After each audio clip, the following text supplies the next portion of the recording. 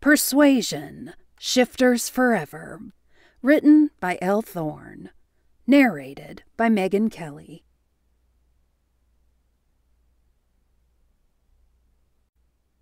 Chapter 1. Kelsey flinched when the phone rang, disturbing the serenity of the salon for Forrester Cuts.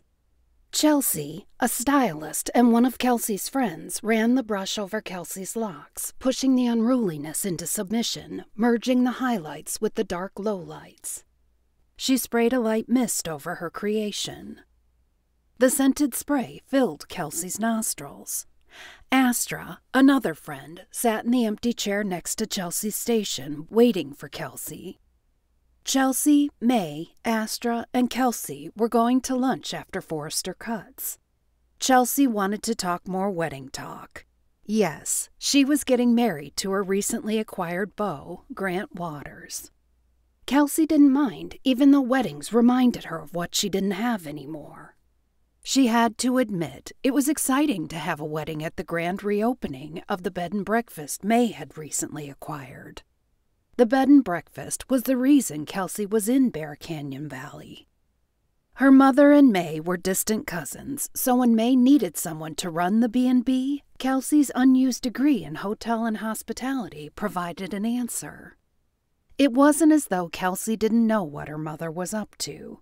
She'd been plotting to get her to start a job, move away, get a life, anything to keep her from being the shut-in she'd pretty much become over the last 2 years.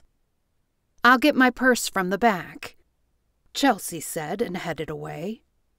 The phone rang again, this time not as alarming as the first time. May came out from the back and answered it. She spoke softly into the receiver, then hung up the phone and turned to Kelsey. "That's the contractor I hired to redo the bed and breakfast." May clapped her hands together in glee, her pretty face lighting up. "I want it to be phenomenal for the wedding." She turned to Astra. "Maybe a double wedding? What are you and Kane waiting for?" "You're kind of rushing it a bit," Astra laughed. "We're enjoying each other. Let Chelsea and Grant have theirs, okay?" "Sure, okay, fine. There he is," she pointed. "My new contractor." A hunk of a gorgeous man, dark-haired, dark-eyed, tall and muscular, stepped out of a pickup and ran his fingers through his hair, pulled a jacket off, and surveyed the street. "Teague!" Kelsey gasped, paled. "No way. No, it couldn't be." She reached for the chair's arm to brace herself. What the hell was Teague doing here? May had an innocent look on her face, like she had no idea what could be going on. Was it possible May had no clue? Was Kelsey's mother behind this? How? Kelsey couldn't tear her eyes off of him. In 2 years, he hadn't changed. Well, maybe he had. If it was possible, he was even sexier. His shoulders were even broader, his chest wider. His face was just as sexy, a predator in repose, always intent, always ready. He closed the door to the truck, the same truck he'd had back then, when they were dating, the same truck they'd first been intimate in. A slow heat started just below her navel and radiated throughout her body. She hoped her face wasn't giving away the emotions she still had for him. Damn it, shouldn't I be over him already? Shouldn't he not matter? Seeing him was like a mortal wound to her soul, stabbing, piercing, searing. She hadn't imagined that seeing him again would hurt so much. Kelsey tried to breathe, but air didn't want to travel all the way to her lungs. It felt like it was stuck in her throat, blocked by the largest, driest lump ever. May was talking, her lips were moving, but Kelsey couldn't concentrate on what May was saying. Kelsey felt like she'd been sucked into a whirlpool of emotions. Her heart was on a spin-dry cycle, and the damn machine it was in was stuck on high. That's when Kelsey saw the look on Astra's face. It was a look of recognition. Did Astra know Teague?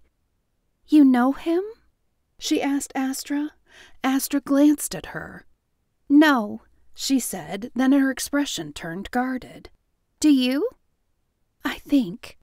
Kelsey's words were a whisper. She didn't want to lie, but she didn't want to tell the truth either, so she settled somewhere in the middle and turned to May. "And that is?" "Teague. He's the contractor who's going to be renovating the bed and breakfast. The B&B that Kelsey was supposed to run. The B&B that Kelsey was at daily redecorating." She took a deep breath. "Great." As if feeling her eyes on him, or maybe overhearing their conversation, Teague's head snapped toward the salon. His eyes narrowed, like he was trying to look inside the tinted windows, or maybe he could see through them. Kelsey knew that as a shifter, he had that supernatural vision.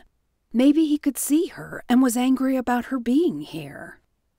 Damn him and his shifter ways and his heartbreaking love.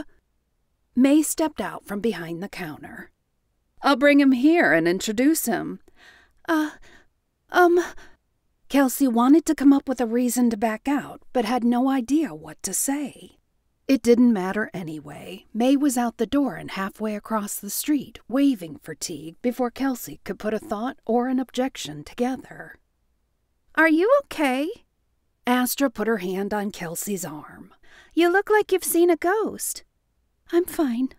Kelsey gulped some air down.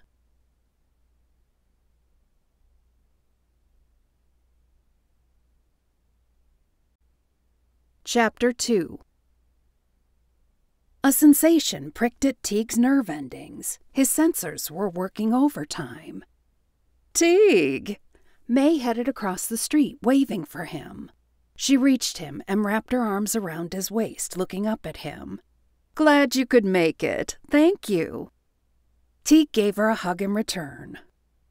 "I'm hoping now you can tell me why it was me who had to come up here, thousands of miles to do a job. Is Bear Canyon Valley short on contractors?" He wished his sensors would relax and quit sounding warnings. "It's short on contractors like you." May's smile was innocent. "Like me?" He raised a brow. What did that mean exactly? She pulled away from the hug, but wrapped her fingers around his wrist and tugged gently. "Let's go meet some of my friends. You'll be working with one of them. We're going to lunch. Want to join us?" They crossed the street, the sun brilliant above them, not a cloud in the sky, the mountains, a panoramic display around them. I forgot how beautiful the valley is this time of year. Though he did enjoy his home in New Mexico, he relished the beauty of the valley. "How long has it been since you were here?" "A while. I couldn't come up for the cleanup you needed a while back. I'm sure it wasn't quite that pretty when Tanner came up." May had called and asked Tanner to come remove some issues. Tanner had asked Teague to join him, but Teague had been working on another project. A look passed over May's face. "Tanner was kind enough to help with that." She paused. "There was—" "I know." Teague nodded. Tanner had briefed him on the local dickhead, some kind of nut job named Jeff, who had gone stalker on Grant's mate and had then been killed by her psycho ex-boyfriend, a cop. Tanner had brought his crew in and erased all signs of the incident. "I still don't see why you couldn't have a local contractor take care of the B&B, or at the very least one from the city." "I'll go into that later, when we're alone." May stopped in front of the door to her hair salon. The hairs on the back of Teague's neck rose, sensitive to change. Something was going on. He reached for the door handle to hold the door open for May.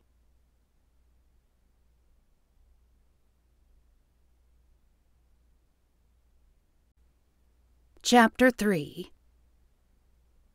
Kelsey watched May hug Teague, saw her indicate the hair salon. Shit. She couldn't run out the back door. There wasn't one. And if there was, what were you going to do? Run out without an explanation? That was true. She'd have to face Teague sooner or later. She steeled herself, unable to keep her eyes from his muscular frame, unable to keep herself from reminiscing about his lips, those hands that had once touched her, bringing her to heights she hadn't even thought possible. How would he feel about her? How would he react? She wiped her sweaty palms on her jeans and glanced at the mirror. She looked ashen, scared. She tried to make her muscles relax, but it was wasted effort. May led the way up the steps to the salon. Teague's muscular thighs flexed in his jeans as he followed. He reached for the door, a smile on his face as he chatted casually with May. May stepped over the threshold. Teague followed a step behind, his eyes on May as he laughed about something they shared. The laugh died mid-sound. He froze. The door was released from his grip, closing on its own. His smile vanished. A frost passed over his face. His dark eyes were like black ice chips. His lids narrowed. His nostrils flared. A muscle ticked in his jaw. "These are my friends," May was saying. A terse, forced smile made its way onto his face, stretching his full lips into a thin line, lips that had delivered so much pleasure 2 years ago. Teague nodded, his eyes staying away from Kelsey. "Ladies?" He nodded in acknowledgement. "Nice to meet you." Chelsea held out her hand, taking Teague's with enthusiasm. "I'm Chelsea. I can't wait to see what you're going to be doing to the bed and breakfast." She glowed with that soon-to-be married look. He shook Chelsea's hand, glanced at May, then said, "I can't wait to see what May has in mind." A small frown crossed Astra's face, vanishing quickly. "Astra Evans, nice to meet you." She held out her hand and he shook it. Kelsey gulped down the lump. She guessed it was her turn now. "Hi."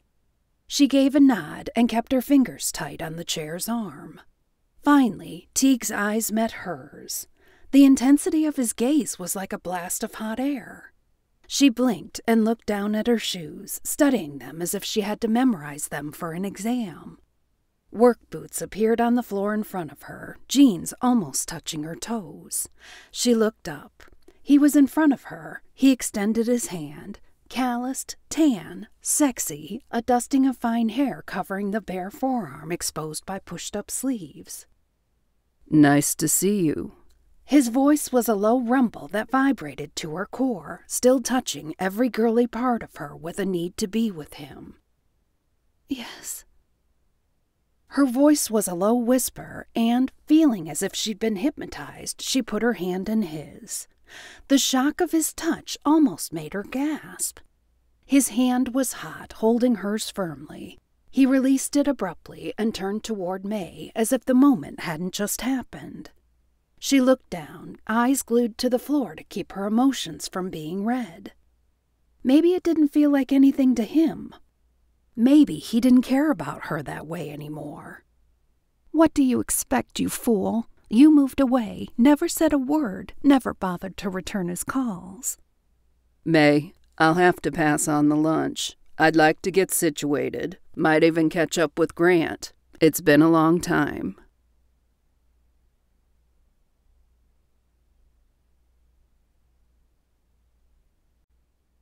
Chapter 4. Son of a bitch. Teague strode out of the hair salon on legs that wanted to do anything but walk away. He shoved his hand through his hair. His heart was beating a fierce tempo in his chest. His bear was roaring, in pain and in confusion. "Kelsey." That's why his body was reacting the way it did, why his sensors were going haywire. "Kelsey." Back in his life. No, not really back in his life, not like before. There was still something there, though. She couldn't deny it, though he had no plan to ask her about it. Her pulse had quickened when she took his hand. Her breathing had changed, and her chemical reaction to him was the same as it used to be. Or maybe that's fear. Would she be afraid of him because she dumped him without a backward glance? Was she afraid that he would hurt her? She should know he would never do anything to hurt her. Teague noticed his hands were clenched into tight fists and relaxed them, slowly flexing them to bring sensation back.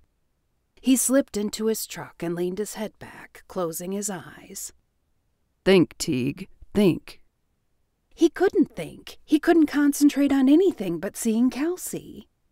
Those eyes, those lips that begged to be kissed, hips made to be held onto while he rammed deep into her body, thighs that yielded the sweetest cream when spread, curves that didn't stop.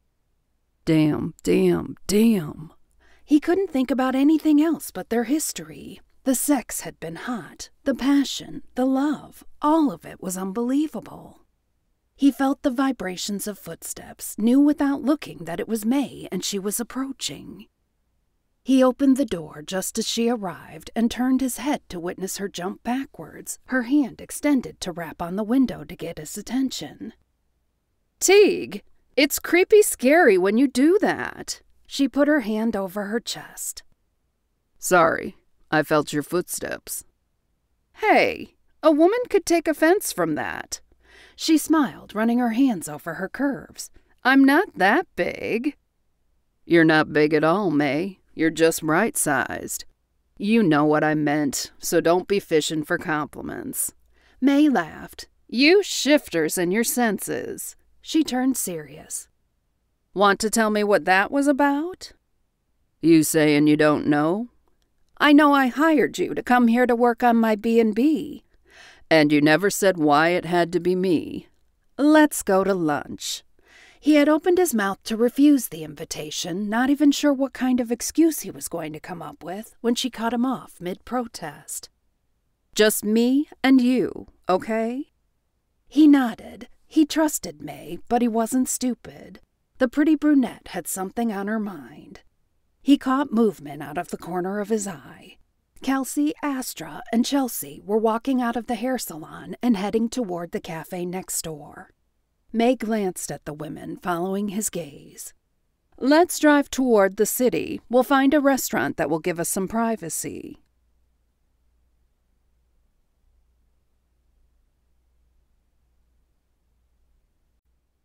Chapter 5. May took a dainty bite of her chicken salad. I do have a reason for bringing you here for the job. Teague took a long draw on his iced tea and waited. I can't just have any contractor working at the B&B because of what the blueprints reveal. There are a set of fake blueprints, but any contractor would be able to find the B&B's secrets. What do the blueprints show? The B&B has secret entrances that open to tunnels. Those tunnels lead to several locations. Who built those? Grant's grandfather originally, I think. It was to protect shifters and some of his wife's Native American family members. Who uses it? Who knows about it? I do. She paused, fork mid-trip to her mouth. I mean, I know about them. I don't use them. Of course, Grant knows, Doc too, since they grew up together. I'm sure they must have played there when they were little. No one uses them now. I think I'd know.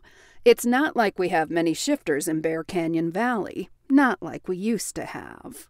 She sighed. Maybe one day again. Teague nodded. He and Tanner had been here a couple of times when they were much younger.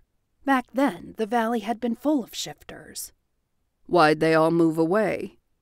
I guess things fell apart after Brad, May's husband.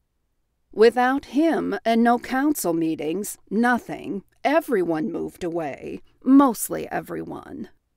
And now? It's building, slowly. I'm better. Her smile was wistful. You've never found anyone? Shit. What was he thinking? He shouldn't have said that. It wasn't like he'd found anyone after Kelsey had left. He hadn't even been interested in another woman. Sure, he'd tried. God knew he'd tried. The feeling just wasn't there. May didn't answer. Instead, she scrutinized him. He wondered if she knew about Kelsey. How could she? Why would she? Unless Kelsey had ever talked about him with May. So, you don't want the tunnels sealed? Oh, no. Why would I? It's like having a safe room or an escape route. You never know. I guess not. So you needed someone who wouldn't ask all the wrong questions. Here I am. And here you are. She waved her hand as if he'd appeared by magic. And it's nice to see you, too. You're like a nephew to me. Teague smiled. He was well familiar with May's nephews. He turned somber. I'm working with one of your friends. Knowing his luck, it would be Kelsey, which meant he'd be walking around with a heart-on and a broken heart. Yes, Kelsey. Of course. He kept the grimace that wanted to come out from emerging. Inside, his bear rejoiced. What the hell? He chastised his bear. She dumped us, remember? Some mate she'd have turned out to be. Yet somehow, for some damned reason, he couldn't stop thinking of her as his mate. She's going to be running it? He grit his teeth. Is there a problem? May tilted her head to the side, an inquisitive look in her dark eyes. Damn. Could he get out of it? If he said something, would May replace him? That would be the answer, wouldn't it? But what if she replaced Kelsey? Then she'd be unemployed, and he'd feel like shit. Just because she'd hurt him didn't mean he'd wanted to turn vindictive and get her fired. Nope. He was stuck between a rock and a hard place. No problem at all. What aren't you telling me? May blotted her lips with a napkin, catching a tiny bit of mayo. I've met Kelsey before. Hopefully she'd leave it alone, just let it go at that. Oh? She wore an expression that said, keep going, then waved her hand as if waving him forward. When she was in college. It's not a big deal. No big deal at all. I'll get started on the job and have it done in no time. Judging from what you told me, I'll bring my best guys in, and I'd say I'll be done in a week tops. Sound good? 1 week and he could leave, vanish, and work on forgetting Kelsey. His bear grumbled at him, grousing at his decision. Yeah, well, whatever. Teague had to do what was right for himself, his heart. He couldn't get carried away with his feelings and his bear's devotion to Kelsey. No, that doesn't sound good at all. May pursed her lips. That won't work. You can't bring strangers in. They'll see the entrances. Look, May. No. She folded her arms over her chest. If I wanted strangers, humans, to be in there, I wouldn't have called you. I certainly wouldn't have agreed to pay the prices I'm paying. I insist. She didn't say it, but he owed her. May had been good to him and Tanner when they'd lost their parents. He blew air out in a huge exhale. Fine. He could still do it in 2 weeks. He'd work overtime to get it done, and then get the hell out of there. I deal with you, only. He laid the condition down.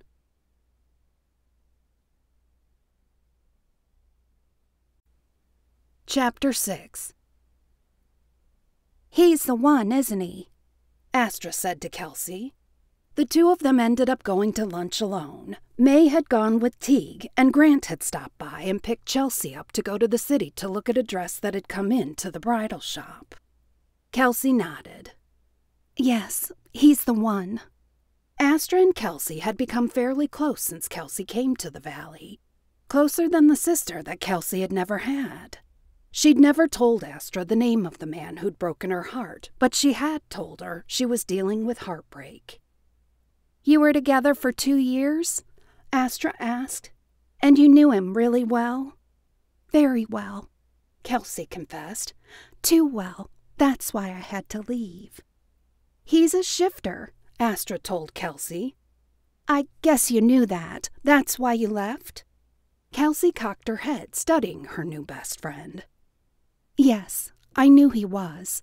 She lost her appetite talking about Teague, reliving the past, how much it still hurt to be without him. That's not why I had to leave. No, not at all. I don't... She rubbed at the condensation her glass of water had left on the table with her napkin. Wait, how did you know that he's a shifter? Astra rubbed her temple. I just did. I just do. You know about Kane and Grant? Doc, too? You're May's cousin or something, right? Kelsey felt like rubbing her own temples. Hell, she wanted to take that ice-cold glass of water and run it over her forehead to cool down the headache she felt coming on. She'd known about shifters for almost as long as she'd known Teague. He'd told her early on in their relationship. It wasn't something she had a problem with. She also knew that Tanner was a shifter. But was Astra saying, Kane? Grant? Doc? Yeah. Astra paused. Never mind, I'm talking crazy here. No, you're not. So, Kane too. Astra nodded. I had a problem with it at first. I guess I have a few problems, being my mother's daughter and all the stuff that comes with it. Kelsey knew that Astra's mom had died. She didn't know details, but this stuff that Astra was talking about, that was confusing. She looked around the empty cafe. Want to go somewhere private to talk, like a walk? Astra nodded, paid for her lunch, and they headed toward the park at the south side of the road. Astra started. So, Teague's the one who broke your heart. Technically, I guess it's my fault. I'm the one who left the relationship. You left that hunk? Astra shook her head in confusion. Not that it's all about looks, but holy buckets, he's... Yeah, I know. Kelsey kicked a pebble out from the sidewalk crack. Teague's face was imprinted in her memory, seared into her heart. It's a long story. I'm all ears. Astra plopped down on a picnic bench, shoving her light blonde hair out of her face, her crystalline eyes shining in the bright sunlight. How did you know he's a shifter? Astra folded her arms over her chest and squinted as if she was surveying Kelsey. She seemed to be weighing an option. Kelsey remained silent. If her friend didn't want to divulge it, she wasn't going to push. She knew all about wanting to keep some things private. It's complicated, but I guess we both love shifters, so we wouldn't do anything to hurt them, would we? Astra looked out toward the forest beyond the park. You still love him. It wasn't a question.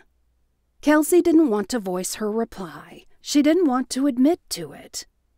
It doesn't matter what I feel for him. I let him down once. If he knew, I don't think he'd forgive me. It's easier not to be with him than to have to tell him. Will you be able to work with him? One-on-one, in close proximity until the B&B is ready? I don't have a choice. I'm not quitting. It was time for her to have a life, even if it wasn't the life she'd originally wanted, one with Teague. She'd grit her teeth, tolerate it, and hope not to give in and tell him the truth. She'd hate to see the pain in his eyes if she did. No, she wouldn't tell him anything. She'd keep it professional. She wouldn't let that tongue, those lips, those eyes, that body, the hardness she knew was beneath his clothing. No, she wouldn't let any of that keep her from her goal. The question was, how would she be able to stay at the B&B long-term after Teague was gone, with all the memories of having seen him there, working on the renovations? And where the hell was he going to stay? She'd been staying with May, but had moved into the B&B a week ago, into the suite that came as part of her salary. She turned to Astra.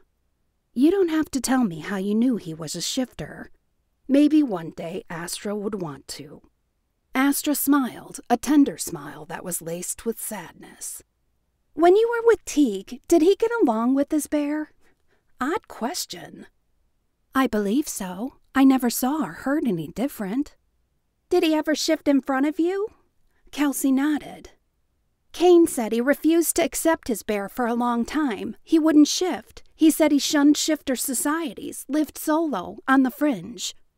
What made him change? He said as he grew older, he made a certain peace with the bear, though he wouldn't let it out, until he saw a bunch of shifters trying to hurt another shifter, a tiger shifter. His option was to fight them as a shifter or walk away. Kelsey wasn't all that close to Kane. He was the silent type, but from what she'd seen, he was an honorable good man. So he saved the tiger shifter? Astra nodded, her eyes turning a deep Bermuda green. To think I used to hate shifters. Now I can't imagine life without Kane. Kelsey remembered thinking the exact same thing about Teague until the day she'd made the painful decision to leave.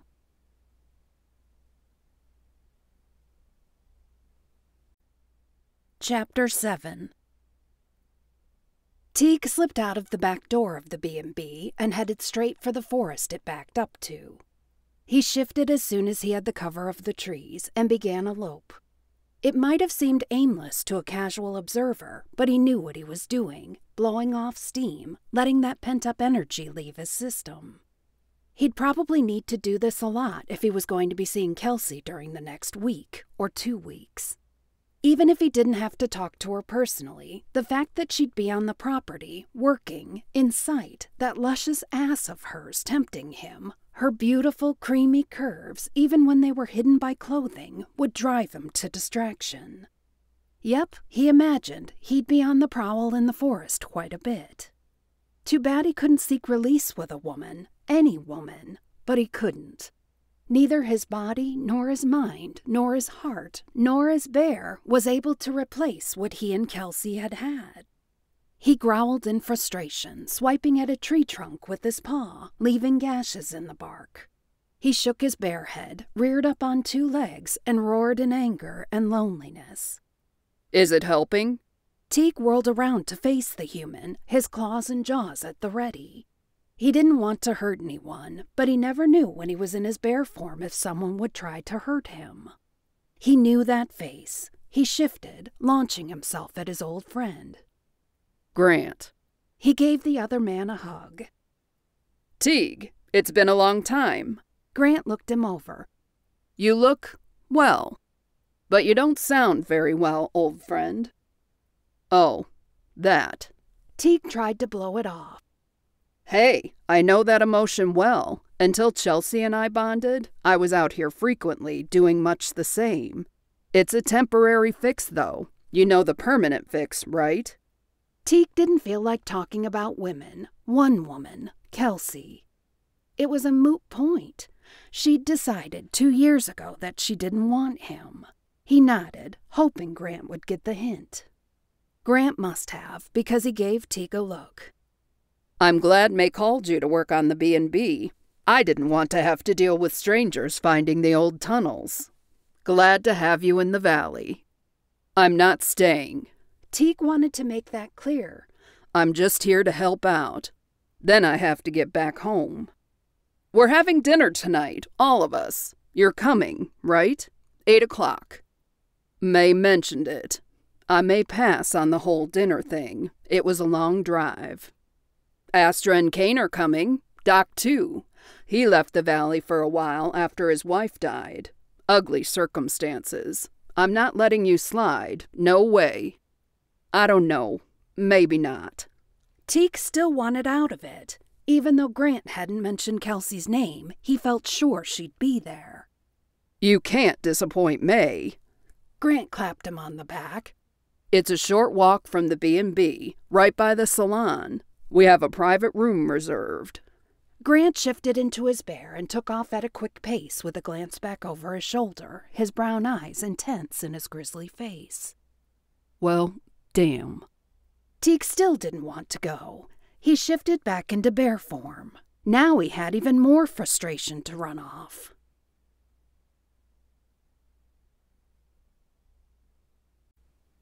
Chapter 8. Kelsey looked in the mirror. She turned around, looked at her profile from the side. Not bad. She wiggled in her jeans, adjusting them, moving, trying to get comfortable in them. They were like a second skin. What the hell was she thinking, digging them out of the bottom of the box? She hadn't worn these jeans in ages. Yeah, ages. As in 2 years, since the last time she'd worn them for Teague.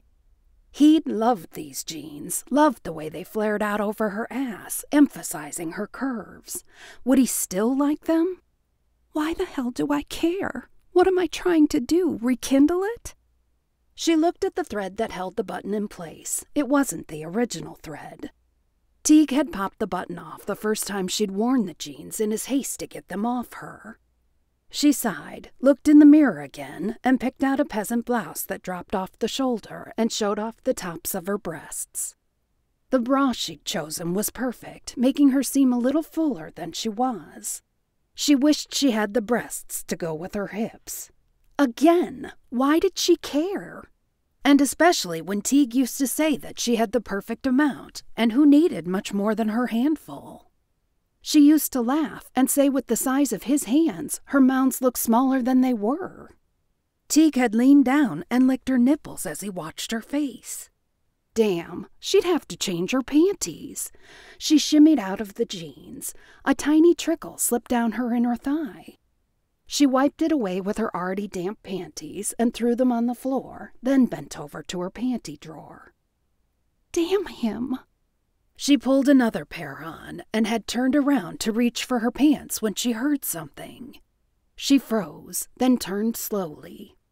As slowly as her body was moving, her mind was frantically thinking of where the nearest weapon could be. A butcher knife in the kitchen? A hammer in the utility drawer? She wasn't leaving the room without a weapon. Hell no.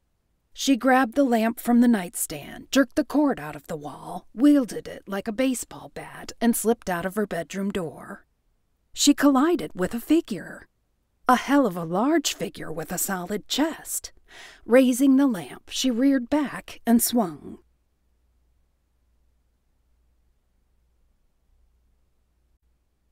Chapter 9. Teague grabbed the lamp from her hands mid-swing. "What the fuck?" His voice was a growl. She would have brained him with that damn thing. "What are you doing here?" Kelsey's eyes were wide. He took a second to take in the view. She was in a low-cut top that revealed sexy, creamy breasts and panties. That was it, all she had on. He could see the silhouette of her sex outlined in the panties. His mouth went dry. Her thighs were meant to be spread. She had a body made for loving.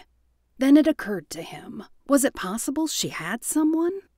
He became pissed, and his bear released a roar that made Teague's head ache. "Why are you walking around like that? Don't you think anyone could walk in?" Anger colored his voice. She could have been raped by any stranger who walked into the B&B. Then it hit him hard. Her scent struck him worse than the lamp would have. Her arousal, her sex, her creaminess. The aroma was so pervasive that it caused his cock to twitch and strain against the denim of his pants. "Why would they walk into my home?" Her voice was shrill and panicked. "Why are you here? It's not like you're going to be working at 7 o'clock at night, is it?" Her chest heaved with every breath she took. He couldn't look away. I don't keep regular hours. I work when I need to, but I'm not here to work anyway." "Then why are you here?" She planted her hands on her hips, anger making her oblivious to her undressed state and to the arousal she was causing in his body. "I'm staying here." He tried to look away, tried not to notice the creamy thighs he'd worshipped 2 years ago. Tried not to think of the scent of her and how it matched the taste of her. He spun on his heel before she could notice the way he was beginning to fill out his pants. "I'll go find my room." The door slammed behind him.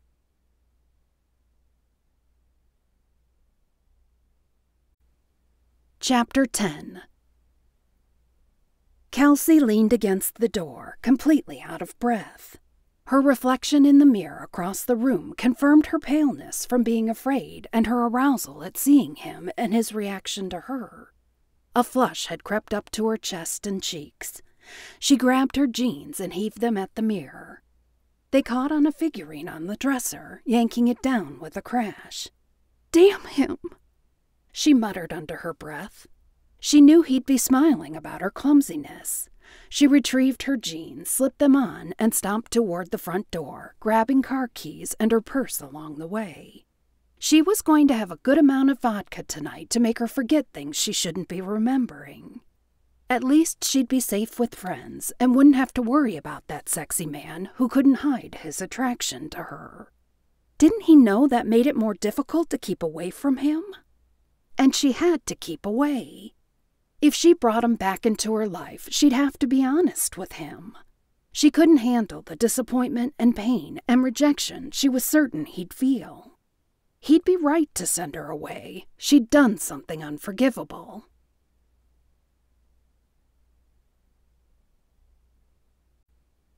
Chapter 11.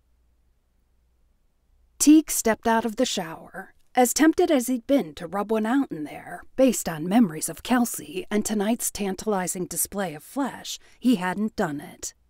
It wouldn't measure up to what they'd had, and second best just wouldn't cut it right now. Plus, he had that damned dinner to go to.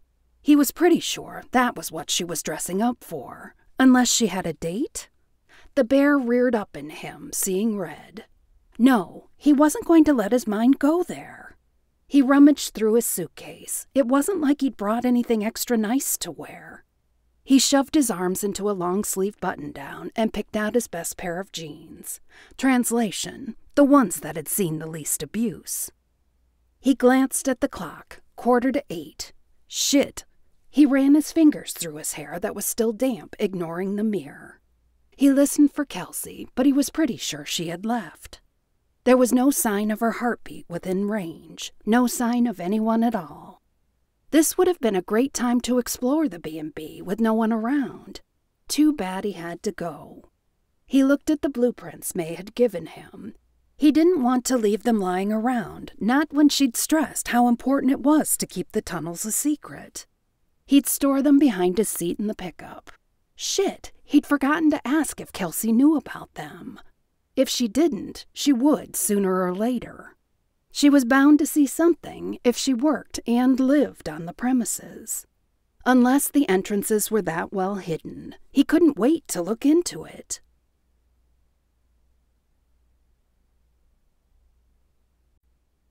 Chapter 12. Kelsey looked at the group assembled around her. They'd become like a family to her.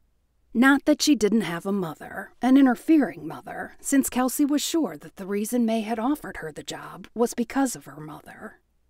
Grant and Chelsea had that look, the well-established couple thing going on, as if they'd been together forever. Kane and Astra were in the glow of some kind of newfound love thing. Astra talking low in Kane's ear. He nodded, as always, definitely a man of few words. May was sitting next to Doc. He put his hand on hers as he talked, making Kelsey wonder. She knew that May and Doc were supposed to be older than they looked, but for shifters, especially once they'd chosen a mate, the aging process slowed down, so they looked close to her age. Kelsey tried not to look at the seat directly across from her, the empty seat, Teague's seat. She fought the heat she knew would rise to her cheeks if she thought about him for too long, especially considering the position they'd just been in. She sipped her White Russian. The hell with that! She gulped a mouthful in, letting the cool liquid offer her the courage she'd need to make it through the night. "Are you sure Teague's coming?" Chelsea was asking May. God, I hope so. I hope not. Shit, she couldn't even think straight. She'd felt him before she saw him, just like it had been in the old days when they'd been together. It felt like a current was running through her body. Yes, it was Teague. He was definitely nearby. As if she'd summoned him, he appeared, filling the doorway, his wide shoulders stretching from one side of the door jamb to the other. His head almost touched the top of the doorway. His presence was magnetizing, drawing her in. She felt like they were the only two people in the room. No, in the world. His dark eyes focused on her, almost as if he were ignoring the rest of the dinner party. "Teague!" May jumped out of her seat.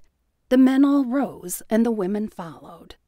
Teague tore his gaze from hers, leaving Kelsey feeling alone and empty. Would she ever be able to escape the way this man made her feel? After 2 years apart, she shouldn't still have this jumble of emotions racking her body. Teague nodded at Grant, smiled at May, went around the room shaking hands. Easily as tall as the tallest shifter there, he was just as imposing as any of them.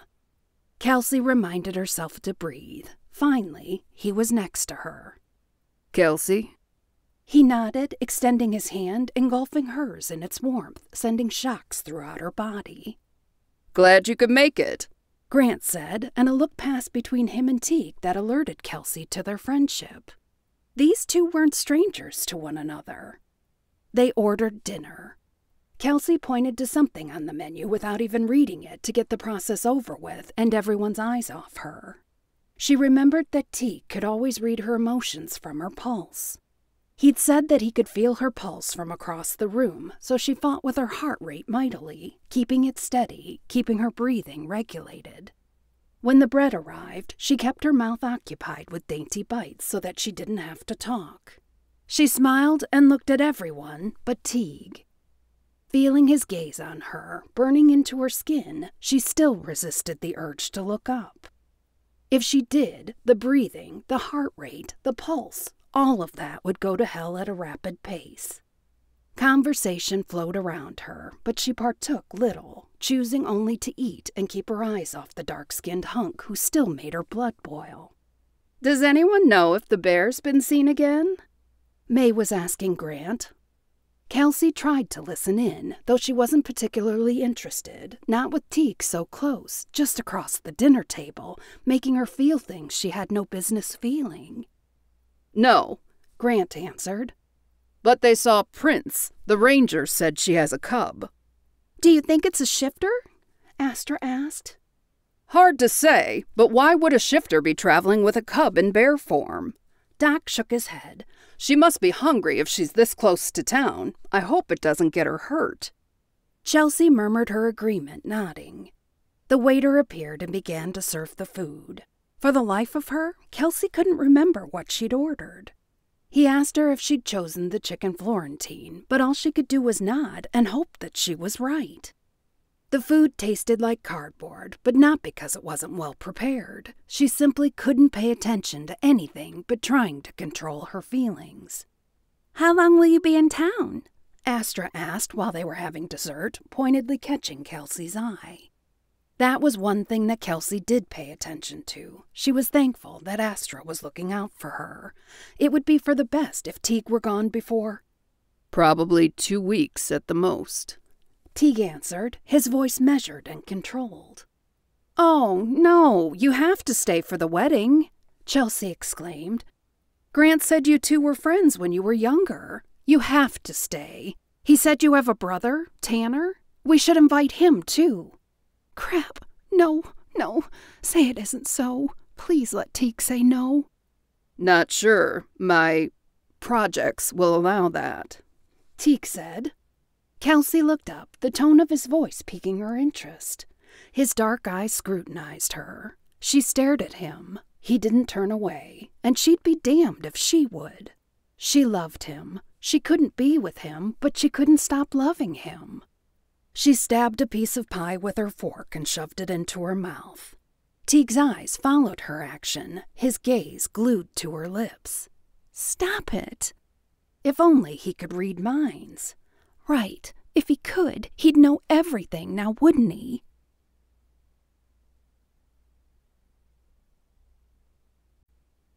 Chapter 13.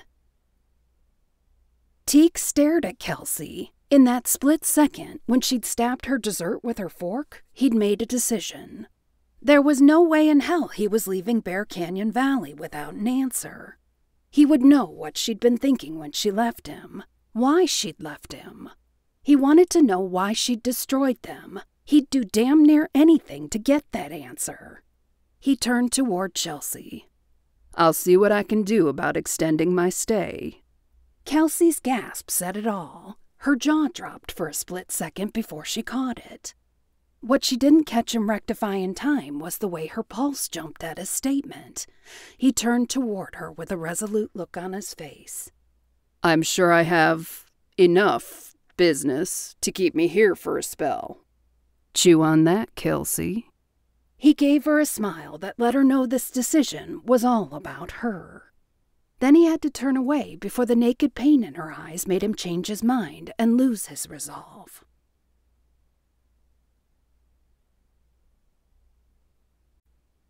Chapter 14. Kelsey left the dinner before Teague did. He stayed to talk to Grant, catching up on years away from his old friend. He wanted to make sure that Kelsey had gone to bed. The B&B was dark when he arrived. Kelsey's car was parked in the back. He snuck in the front door, exercising stealth as he closed the door and locked it with a barely audible click. He didn't bother with the light. He could see just fine with his bare senses. He took a step toward his room. The lights went on, drenching the room in light. Teague turned around. Kelsey! Leaning against the hallway wall, arms crossed. She must have been holding her breath and really regulating her pulse because he hadn't even noticed that she was so close. Then he saw her face. Passionate fury crossed her features. "How dare you?" Her voice was dangerously low. He didn't say a word, studying her, waiting for her explosion. Shoving his hands into his pockets, he leaned against the opposite wall, less than 3 feet away from her, smelling her scent, the faint traces of desire lingering, emanating from her. She took a deep breath. "Why are you here? Has my life not been hell enough?" Her life? What about his life? She'd left him without a word. 2 years together, 2 years of heaven, 2 years of a life he'd only dreamt of. Then she'd vanished. "You're something else." He wanted to rage at her, to hurt her the way he'd been hurt, but something in her eyes stopped him. It was the pain, deep, dark, haunting. She was hurt over this as much as he was. No, maybe she was hurt even more. But how could she be? As much as he wanted to ruin her emotionally, the way she'd left him ruined, a psychological wasteland that she'd abandoned in her wake, he couldn't. There was no way he could ever do anything to hurt this woman. He pulled his arm back, wanting to shove his fist through the wall next to him, wanting to vent his anger and frustration and utter hopelessness. She watched him, stoic, not afraid, unmoved, vacant. He dropped his hand, shoved it back into his pocket, kept his eyes on the wood flooring so he wouldn't have to witness the pain in her eyes, so he wouldn't be swayed from his anger. "Now what?" She remained silent, her heart rate a slow tempo that matched his bear's, both of them resonating in Teague's head. He cursed that he was privy to her heart rate. He cursed the shifter's gift that gave him access to that part of her. He also cursed that it gave him knowledge to other things, things she'd never wanted to share with him, things he already knew. Raising his head, he allowed his gaze to sweep over her feet, the same feet he'd kept warm with his own on cold nights. His eyes coursed up to her knees, then traveled higher, taking in her thighs, the place where her thighs met, where he'd taken and given so much pleasure long ago, up her belly, the curves of her breasts, the neck he'd kissed and nipped, finally landing on her eyes. A large solitary tear formed at the corner of one eye, trapped by her dark lashes. Then it freed itself and began to traverse down over her cheek, heading directly toward the corner of her mouth. In 2 years together, Teague had never seen Kelsey cry, not once. Maybe she'd never had a reason to. Maybe she wasn't the crying type. He'd never put it together. He just knew that he'd never seen a tear before. Seeing one now broke a part of him that he'd thought was unbreakable. "Don't, baby, don't cry."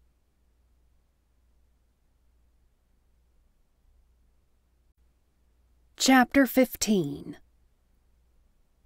Kelsey fought it. She didn't want to cry in front of him. She wasn't equipped to handle his pain, and the last 2 years in isolation, locked in her mother's house, virtually a shut-in, had proven that she sure as hell wasn't equipped to handle her own pain.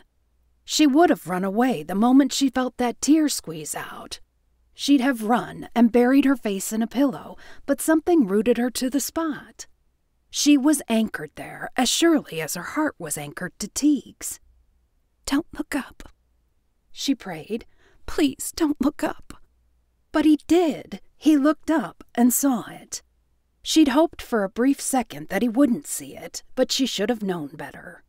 That damned shifter vision of his, that damned shifter hearing, all those shifter senses that she'd loved when they were together, were betraying her to him now. She spun around. She wouldn't have him witness her breakdown. She bent her knee, almost ready to sprint to her room. Steel bands locked around her. His fingers encircled her biceps, turning her around, pinning her to the wall behind her. In front of her, he was a solid wall of man, sexy, undeniably all man. She kept her gaze locked on his chest. She didn't want to look into his eyes. She couldn't do it, not right now. A finger beneath her chin, gentle but firm pressure on her jaw, raised her head until her only options were to look into his eyes or close hers. He stepped closer, his thighs pressing against hers, his torso melding with hers. "Deny it." That was all he said, his breath so close to her face that she had to breathe it in, as if she were breathing a part of his soul in. She held that breath, knowing that she held a part of him deep within her, unwilling to let it go, as unwilling as she'd been to let him go. Teague. Her voice was barely above a whisper, highlighting fully the all-encompassing love that she still held for him. "Deny it." He lowered his head until she could feel the heat of his lips against hers, though she wasn't even sure if his lips had touched hers yet. "Do it." She couldn't. She knew what he was asking. He was asking her to deny loving him, wanting him, needing him. She couldn't deny it. She wouldn't lie about it. She choked back a sob. She wasn't going to cry. No, he couldn't drive her to tears. She hadn't cried since her father died. She didn't do tears. No, not a chance. He lowered his head, and his mouth claimed hers in an eternal struggle of love and fear. His lips locked on her lips, parting them, trespassing on her flesh the same way he had trespassed on her heart, in such a way that she still couldn't release the hold of his heart on hers. His tongue drove into her mouth as if he was searching for more of her, for all of her. Their tongues twined, an all-encompassing blend of desire, love, and absence. She raised her hands, traveling them up his abdomen, over his broad chest. He groaned into her mouth, echoing the very emotions that were rampaging through her. She tangled her hands in his hair, pulling him lower. The emotions that she'd never lost rammed into her head and heart with the force of a tidal wave. She was going to get into it all over again. She couldn't bear the notion of telling him why she'd left. She didn't want to hurt him. She shoved at his chest, but he was immobile. She shoved again, and he moved back a half step. Kelsey slipped past him, running out of the hallway, tears blinding her, and ran right into the front door with a resounding smack. Jerking on the door handle, she pulled until she realized it was locked. Fumbling with the deadbolt, she broke a nail, painfully, then yanked the unlocked front door open and stumbled out of the building. She missed the 5-step staircase and tumbled headfirst down to the driveway, landing half on concrete and half on the evergreen tree on the corner. "Damn it!" She hissed and sucked on her torn fingernail to ease the sting while using her other hand to hold her skinned elbow. "I can't even do this right. I fuck up trying to get out of the house and end up a mess." Arms reached down, picked her up, carried her as a groom carries a bride over the threshold. "Stop. I'm going to take you to your room and get you a couple of cold washcloths." She tucked her head into Teague's chest. She was tired of fighting with herself. Teague carried her into her bedroom and set her down. She winced when she put her left foot on the floor.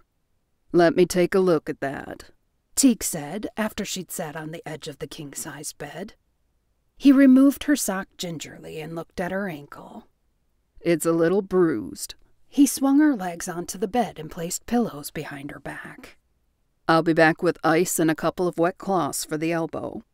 Watching his departing back, the way he carried himself, the width of his shoulders, brought the past crashing back down on Kelsey. It reminded her of that day she'd left for good. He'd gotten dressed and was going to work and had given her a kiss while she sat up in bed studying for a final.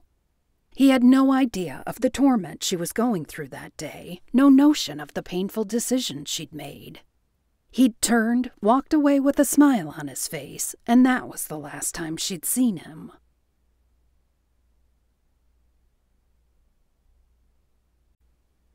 Chapter 16. Teague couldn't stay. He couldn't stand being this close to her and not touching her, not lying next to her. As soon as she went to sleep, he ran a fingertip over her cheek, tracing the delicate outline of her lips, her jawline, and the curve of her brow. He touched his lips to hers, breathing in the air she exhaled as if he were drinking her up. Then he left her bedroom, pulling the door behind him until it was only open a crack. After he'd retrieved the blueprints and took a survey of the B&B, he noted that there were tunnels that led out of several rooms in the old building. One led out of the basement, hidden behind a cupboard shelving unit. The latch would be released when the second shelf from the top was pushed, the resistance unhinging the door and letting it swing wide, leading to a dark tunnel. Another entrance started in the utility room. Behind the closet door was a panel that slid across, revealing another tunnel, this one leading downward and again into darkness. The third one was beneath the staircase that led to the second floor. Unfortunately, the blueprints didn't show where the tunnels led out. Teague was tempted to follow them, to yield to his curiosity. If he did, he could burn a half day that he should spend working. That was a half day that he'd have to extend his stay. He also didn't feel comfortable exploring someone else's property without their permission. After one more glance into Kelsey's room to ascertain that she was still asleep, he went to his own room at the other end of the B&B and lay in his bed, sleepless. His bear was restless, eager to roam the forest and release its frustration, but Teague wouldn't succumb to its restlessness. He wanted to be here if Kelsey needed him.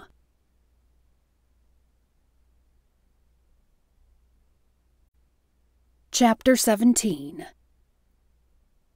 Kelsey rubbed her eyes and rolled over. Teague had left sometime during the night. He'd taken care of her, set her up with whatever she needed, then sat in the chair by the bed, turning it so it faced the window that looked out on the forest. She'd dreamed that he'd kissed her lightly, but she knew that was only a dream. There was no way Teague would kiss her, not after what they'd been through the last 2 years. He hadn't said another word, just stared out the window, looking at the forest as if he was expecting something or someone to come out of the dense tree-covered area. Kelsey finally fell asleep, and when she woke up a few hours later, he wasn't in her room.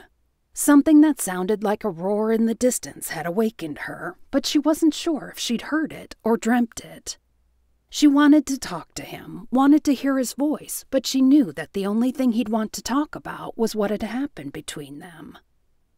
That was the only thing she wasn't willing to talk about. She guessed it was a good thing he wasn't in the room then. She fell back asleep and woke up to the sound of songbirds and the bright morning sunlight coming through the window. She wished the morning's cheeriness could rub off on her. Swiveling out of the bed, she put some weight on her foot. That was bearable. She limped to the bathroom, washed her face, and dressed. There was no sign of Teague. His truck was gone. He was gone.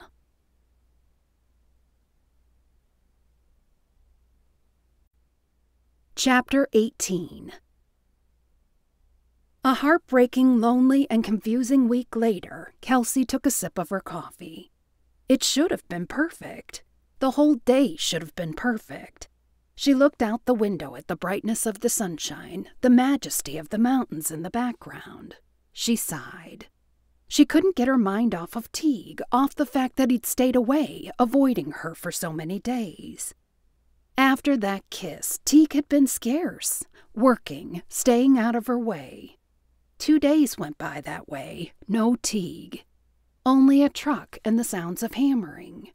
She could have sought him out. It wasn't like he wasn't in the same building as she was, but she couldn't. She couldn't be the one who did that because of her stupid, messed-up pride. Instead, she moped, wondering if he'd decide that caring for her had been a mistake. It bothered Kelsey that he stayed gone. By the 3rd day, she'd made up her mind that she couldn't spend any more time pining for him. She'd done that for 2 years, and look where it had gotten her. She had a job now, a purpose. She had to pick up the pieces. Dialing on her cell phone, she made arrangements to visit several shops in the city. It was time to decorate the B&B. She had a deadline, with the wedding less than a month away. She'd make herself busy hunting down the perfect designer, accessories, and kitchen supplies for the B&B's kitchen. They'd have to have a cook. First, though, the business needed to flourish. Until then, Kelsey would manage the cooking. She spent the rest of the week in the city, shopping for the B&B, procuring the furniture and accessories she'd need to make it ready for guests and a wedding. She ate dinner out every day and came home late every evening. Each of those evenings when she pulled in, Teague's truck was gone. She wondered if he'd met someone and was spending his nights away. She hadn't heard him come in since they'd shared that kiss. But every morning he was there, his truck parked outside, the sounds of industriousness coming from the other side of the B&B. Friday evening she was driving home. The roads were a series of curves that would have been treacherous in icy and snowy conditions, but were perfectly fun to traverse on a clear day. Her phone rang. Ignore it? She was tempted. Instead, she looked at the screen. May. She answered it. May jumped right to the point. "Let's meet tomorrow for lunch and a progress report. Sound good?" Kelsey tried to swallow the lump in her throat. Progress report? That would probably include Teague. There was no way to avoid it, though, and she had to be professional. Just fake it until his work is done. Then she could go back to living. Correction. Then she could go back to faking that she was living, because without Teague in her life, all she did was sustain herself day to day. "Sure, I'll bring some notes. Too bad this couldn't have been handled by phone." "Great," May said. "I'll have Teague update us on his progress, too. I know Chelsea's getting antsy." "She doesn't need to be. It'll all be ready. I'm sure of it." "You know how new brides can be." May's smile could be heard through the phone. Kelsey pulled into the driveway and winced when she saw Teague's truck there. She glanced at her watch. 9 o'clock. He was usually gone by this time in the evening. Was he working late, trying to wrap things up so he could get out of town more quickly? She turned off the car, got out, and opened the front door. Silence greeted her. Usually Teague's presence was announced by hammering or sawing or drilling. She stood still, listening. Nothing. Could he have been picked up? Was he out with Grant? Maybe that was what had happened. She didn't want to entertain the idea that he'd gone out with a woman. A grimace crossed her face.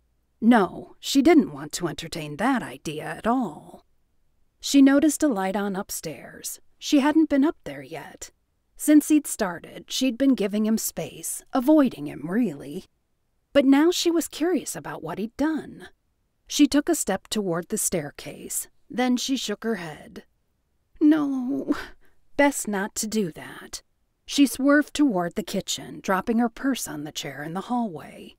Another glance at the staircase. Oh, what the hell? She took the stairs slowly, tiptoeing as if she would be caught. As if what she was doing was so very wrong. Come on, I work here. What's wrong with my going up there? She reached the top of the staircase. Several lights were on.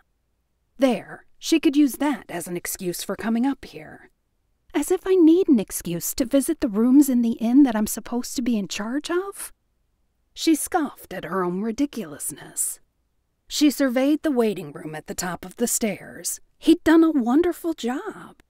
The room was impeccable. It was freshly painted, just waiting for the furniture to be returned to it. She went to another room. It was in the same condition. Astonishing. Amazing how talented he was. He'd always been good with his hands, but she'd never had any idea he was this good. Guess I never got that involved in his work before. Of course not. She was too busy working on her degree and enjoying life with her boyfriend. Why would she have gone to his construction jobs? She reached the last door on the right. It was too late to turn around by the time she'd stepped into the doorway. She realized at that moment that this wasn't one of the rooms he was redoing. This was the room he was staying in. Teague was sprawled out in the bed. Kelsey gasped. He was nude, a sheet covering one thigh and what looked like a massive erection. Every other part of his beautiful body was on display, a feast of manliness, muscles, and tan skin that she couldn't tear herself away from. Kelsey should have backed away. She knew she should have, but something kept her pinned to that spot on the floor, staring at the length of his body, at the muscles that flexed as he stretched slightly and then shifted. A chest she remembered well, dusted with fine hairs that used to tickle her face when she'd lie on him. Thick arms that used to hold her when she'd sit astride him and slide up and down his shaft. Her eyes traveled down to the length of hardness that made a very defined tent out of the sheet. She bit the tip of her finger, wishing that... Dangerous thought. She shook her head at herself. Teague shifted again, groaned in his sleep, and moved toward his side.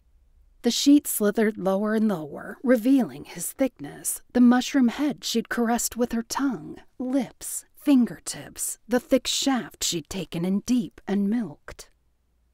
A heat rose in her body, starting at her core, traveling to the outer edges of both her soul and her torso. She took a step back at the same time, her fingers itching to wrap themselves around his length. Damn it! She slid one hand into the waistband of her skirt, into her panties, past the tiny fluff she'd left behind when she'd scaped her mound. With the ease of one who is comfortable with self-satisfying, her fingertips found her clit, pressing down, creating an urgent need. Fuck! She couldn't do this here. No, not now. With one last wistful glance at Teague, as though committing him to memory, she spun around and took the stairs as quickly as she could while still remaining silent. She had to get to privacy. The need for him, the desire to feel the way she used to feel when they were together, was too strong.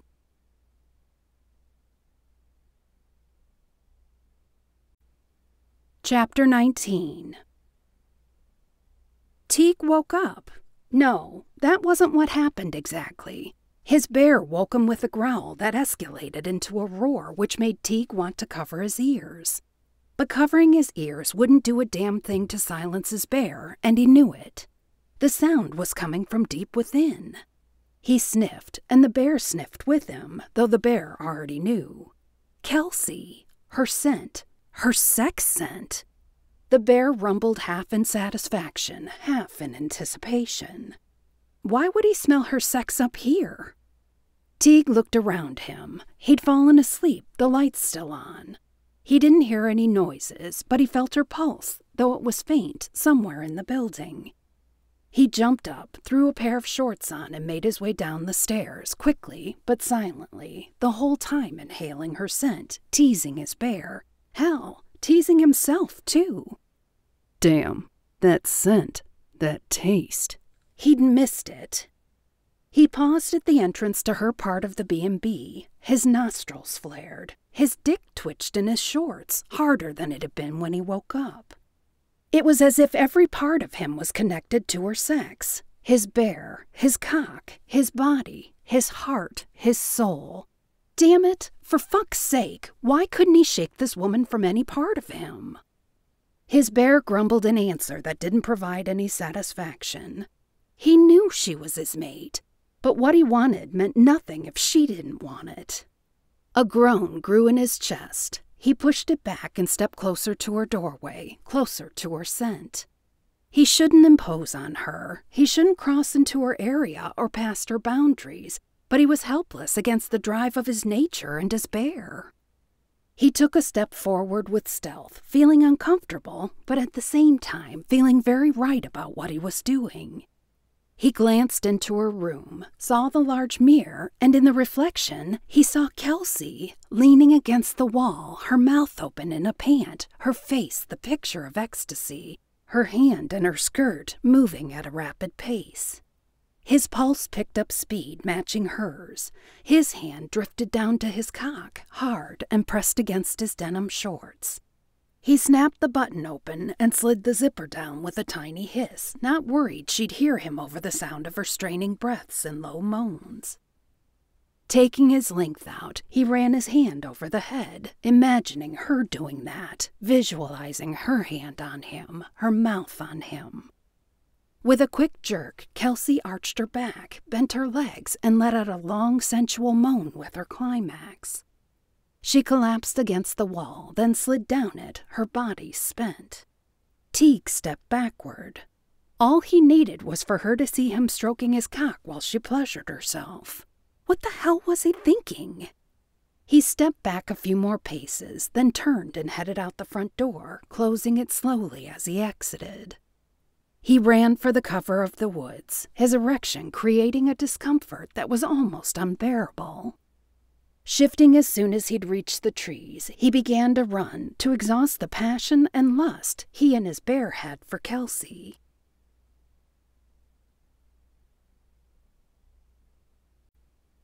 Chapter 20. Kelsey stripped off her clothing. Her skirt was damp from her climax, and the smell of sex was strong in the air. If she didn't know better, she'd swear she could smell Teague's all-man scent.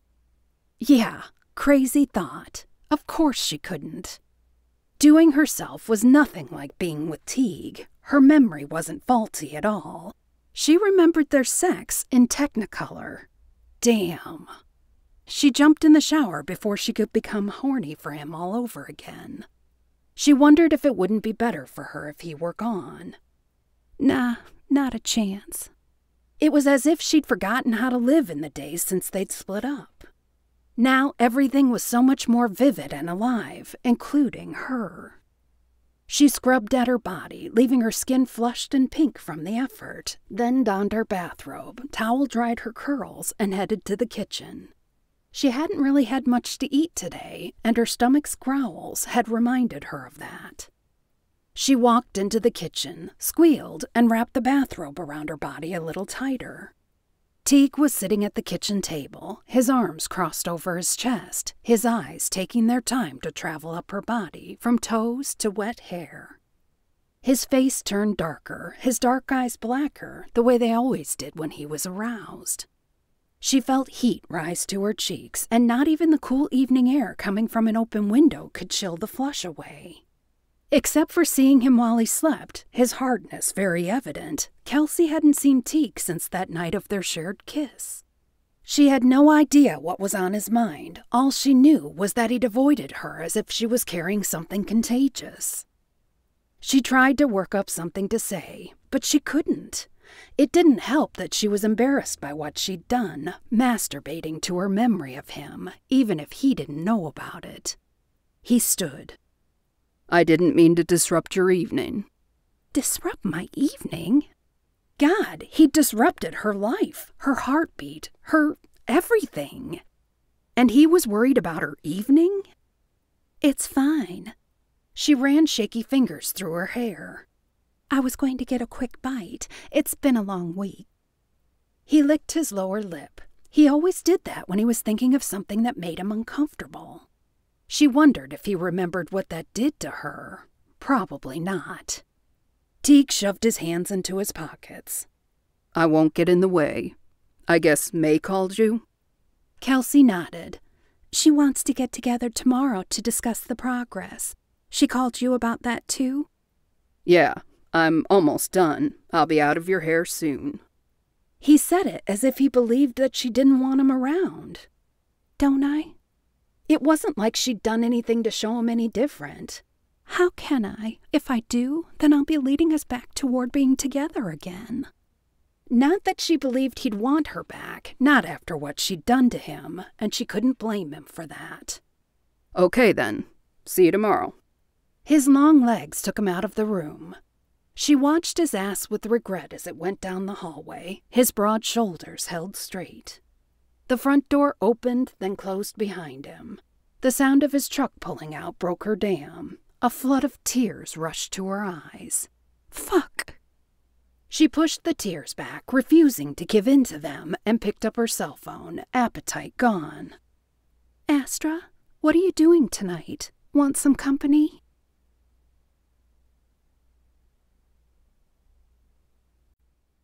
Chapter 21. Teague pressed the gas pedal, took a turn way too dangerously. Slow your ass down. If he kept the speed up, Tanner would have to come up here for a different kind of cleanup, his brother's corpse. Why was it he couldn't do a damn thing right when it came to Kelsey? What he wanted to do was have her back, claim her, bond with her, make her his, forever. What was he doing instead? Fumbling like a prepubescent boy and leaving when things got too rough. What was he supposed to do, fight with her to get her to accept his love? Fuck this. He hadn't paid attention to where he was going, but he pulled up in front of Grant's house. Now what the hell was he going to do here? He had no business bothering Grant with his woman problems. He made to turn around, except his way was blocked by another vehicle in Grant's one-lane driveway. He recognized May's car and realized he couldn't really pull away and be rude, so he pulled the rest of the way down the lane, pulling up in front of Grant's house, which was large enough to double as barracks for a squadron, but way too... What was the word for it? It wasn't fancy or opulent, but there was no doubt the owner had plenty of money. He got out of the vehicle and opened May's door for her. I didn't expect to see you tonight. May nodded her thanks, the smile on her face genuine and happy. I was driving around, ended up here. The front door opened and Chelsea came out. Teague! She rushed down the stairs toward them, her curvy body reminding him of the beautiful curves he'd left in the kitchen at the B&B not long ago. I didn't know you were coming. The more the merrier. Grant followed her, taking the steps two at a time, catching up to Chelsea in no time and putting an arm around his beautiful mate. Hey, Teague. We were going to watch a movie. Interested? Another car pulled up and parked. Doc exited the vehicle, a bottle of wine in his hands. He looked from May to Teague, then his face became stoic. Chelsea pulled Teague toward the front door. May took Teague's other arm. You're joining us, May announced. No, I can't. I was just driving around, more or less traveling down memory lane.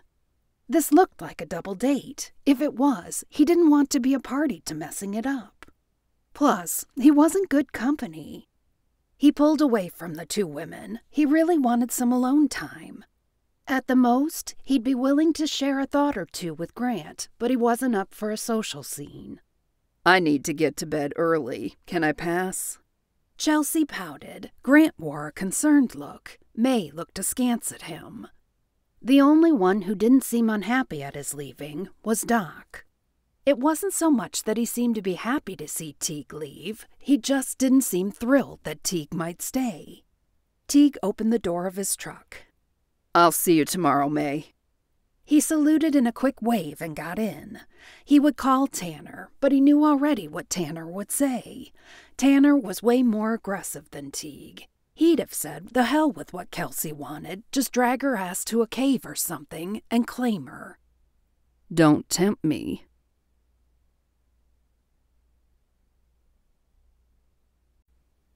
Chapter 22. Kelsey made good time getting to North Point. She was relieved to find a porch light on. Astra and Kane had power now, electricity. She wondered if that made Kane happy, since he seemed to be the rugged rustic type. She was pretty sure Astra was happy about it. Astra opened the door and greeted her with a hug, took one look at Kelsey's face, then wrapped her in another hug, squeezing tightly, seizing Kelsey's hand. "What's wrong?" Kelsey braved a smile. "I didn't say anything was wrong." "You didn't have to." Astra pulled back from her hug, but kept holding on to Kelsey's hand. Kane, dark and brooding, walked out from behind the wall that separated the kitchen from the bed. He smiled at Kelsey, his face lighting up and changing to a much less threatening countenance. If she hadn't known Kane, Kelsey would have been scared of the large bear shifter. How about I give you some girl time? His voice was deep and kind. I have a few things I can take care of outside. As soon as he'd left and Astra had closed the door behind him, Kelsey whispered, "Is he going to do that roam the forest as a bear thing?" Astra shook her head, a mysterious smile on her face. "Not likely. Kane's not like most shifters. Remember, I told you, he and his bear clash a lot. It's like Kane doesn't want to let the bear win by shifting. He's not at peace much. I think it's getting better, though. What about Teague? Is that what he does? It was when we were together. I don't know what he does now. What's he done the last few days while you two have been working on the B&B together? Kelsey bit back a laugh at the irony of that question. Avoiding me, that's what he's been doing the last few days. Astra's look was quizzical. Maybe I'm confused. No, you're not. He's working there. I'm working there. He stays upstairs doing the renovating, and I stay downstairs or in the city. I haven't seen him all week. Except for watching him sleep naked. Her conscience reminded her. Yeah, not like she was going to share that with Astra. When are you going to move to the land that Kane found? Kelsey changed to a safer topic before she could break down into the tears she knew wanted to come flooding out.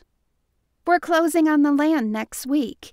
For now, we're here until we can build the new place. At least we have electricity. Her smile was whimsical, though those first few days without it were pretty interesting. Astra frowned. Now stop changing the subject. Teague? I'm torn up over him. That came out unexpectedly. What happened? Why did you two break up to begin with? It's clear you both have feelings still. I don't want to say. It's not fair to tell anyone else before I tell him. Teague should hear it first. He should be the first to know. I just can't bring myself to tell him. Can I ask you a question? Astra raised a brow and waved Kelsey on. How did you know he was a shifter? I just did. I just do. I recognize shifters. It's sort of a gift, I guess. Maybe a curse. It's private. I don't discuss it with outsiders. Kelsey hoped that meant Astra didn't consider her to be an outsider. You're not an outsider. Astra gave her a hug, then continued. Whatever it is you're keeping a secret, you should tell Teague. If you really left him without an explanation and he did nothing wrong, she shrugged. If things were as great as you say when you were together, it seems like telling him is the right thing. Kelsey glanced away. She didn't want to tell Teague. The pain it would cause him would be too great. No one could possibly understand. How could she possibly tell him about the baby? Dinner and dessert? Astra offered. Why not? It wasn't like Kelsey had anyone waiting for her at home. No one at all.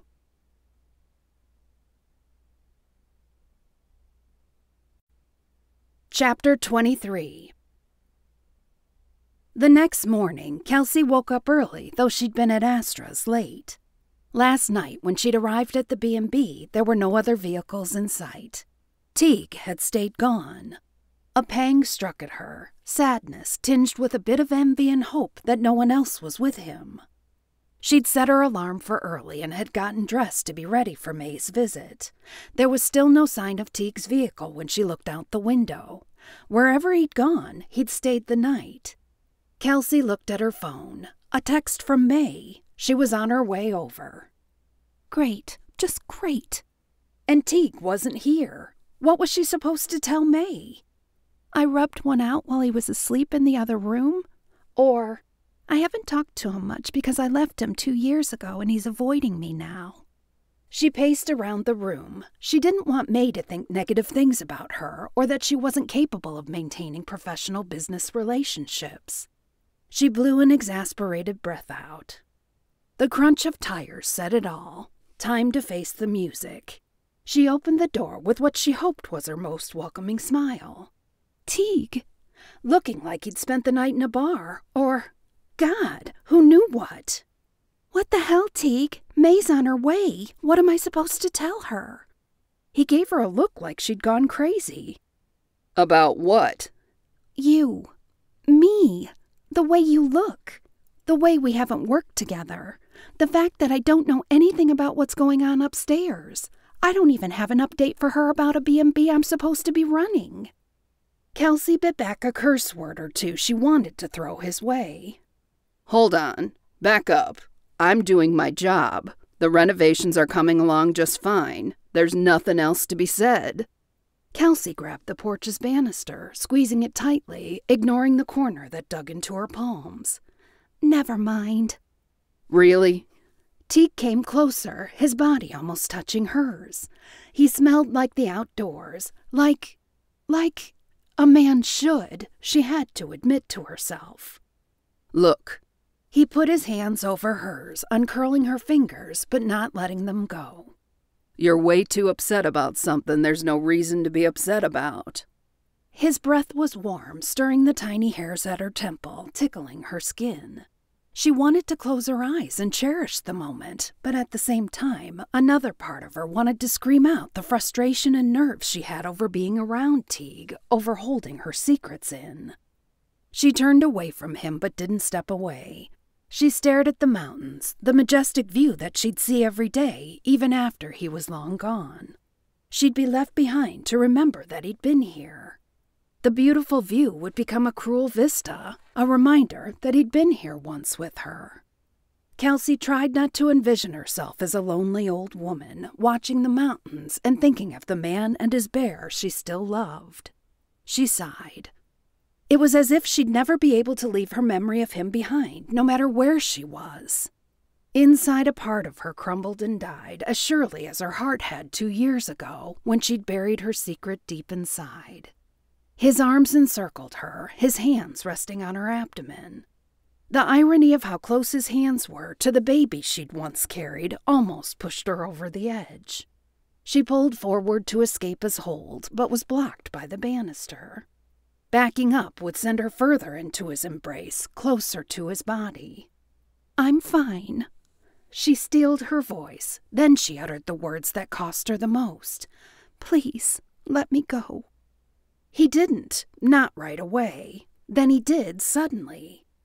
On the tail of that release, she heard May's car approaching. Kelsey realized his bear must have heard it, and that's why he'd let her go. A momentary sadness coursed through her that Teague didn't want May to see them so close. Then she chastised herself for wishing for something that she'd clearly pushed him away from. A second later, May's car rounded the bend and came into view. She glanced back at Teague. He was slipping in through the front door. May pulled up, got out, waved with one hand, and held up a beverage carrier containing 3 cups in the other. "Lattes, for all of us." Kelsey met her on the driveway and took the carrier from her. "How are you?" "I'm great. More importantly, how are you and Teague?" Kelsey looked at her, wondering if she meant, no. Surely she didn't mean that. She had to mean how the B&B was coming. Great. What else could she say? She led the way to the kitchen, put the drinks on the table, and took one out, offering it to May. "Thanks for this." She raised the cup as if she was making a toast. May took the cap off and blew on the foam. "Teague up yet?" Kelsey glanced at the door. Yes. Where the hell was he? A second later, Teague walked in, looking fresh and chipper, hair wet as if he'd just washed up. "Just woke up," he said. May gave Kelsey a look like, I thought he was up. Shit. Kelsey smiled. I guess I was wrong. Maybe it wasn't him I heard. She shrugged. Thanks for making this look suspicious. She gave Teague a dirty look behind May's back. Teague raised a brow, offered Kelsey a half shrug. "Let's see what's going on upstairs," May said, leading the way. Teague gestured for Kelsey to precede him. She agreed, pretending to be gracious, though she wanted to decline. She didn't want him looking at her ass as she went up the stairs.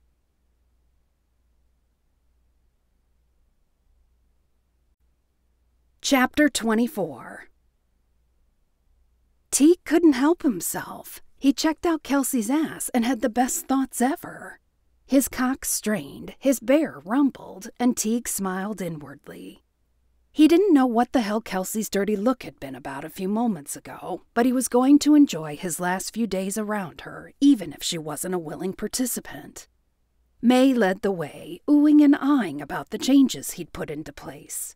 She and Kelsey checked out every corner, every room, and every wall. Kelsey ran downstairs and returned with fabric samples, pictures of furniture, and all kinds of other shit that Teague wasn't remotely interested in. He stood back and watched her face light up as she described the rooms and her plans for them. May nodded approvingly and every now and then looked up at Teague with a smile on her face. There was something behind that smile, like it was the smile of a Cheshire cat. Something was on May's mind. That didn't surprise Teague. He'd always known May was a planner. He didn't want to say manipulative because she never did anything to harm anyone, but she always had a game plan. Kelsey was waving to the walls, not even aware of the picture of sexuality that she made.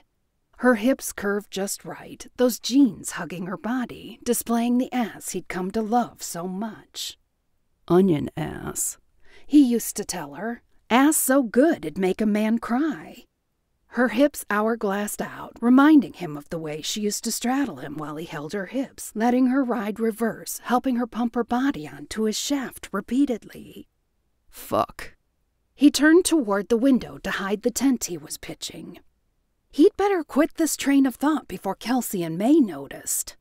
He'd be embarrassed if May saw. He knew Kelsey would be pissed. He tried to think of other things. God knows he did, but behind him, Kelsey's voice, excited about the B&B's changes, wasn't helping. At all, damn it. "Teague?" May's voice. "Teague?" He swallowed the lump in his throat. "Yeah?" He touched the sill, acted as if he was checking the work on it. "What do you think? How much longer? I'm not trying to rush you. It's just that we need to schedule delivery for all this stuff that Kelsey's got on order.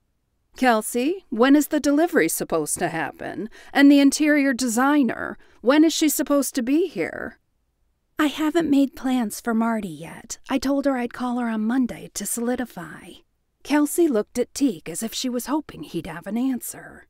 He did. Boy, did he ever. "Schedule it for delivery in 4 days. I'll be done." He'd work 24 hours a day if he had to meet that deadline, though the last thing he wanted was to be done. Then he wouldn't have a reason to stay. Judging from Kelsey's responses, she wouldn't give him a reason to stay. Tanner came to his mind. Yeah, he knew what Tanner would do, but that wasn't how Teague operated. "So, how do you two know each other?" May said. Teague snapped his head her way. He noticed Kelsey did the same. Why the hell was May asking that? He told May when he arrived in the valley that he knew Kelsey from college. May wasn't looking at him, though. She was staring right at Kelsey. Why was May putting her on the spot like that? Kelsey had paled, her eyes wide, dark saucers in a sea of white. He and his bear became aggravated, protective of Kelsey. He stepped forward a long stride, then another, until he was next to Kelsey. She still hadn't said a word. "I know her from when she was in college," he said. "That's all." A look of pain crossed Kelsey's face.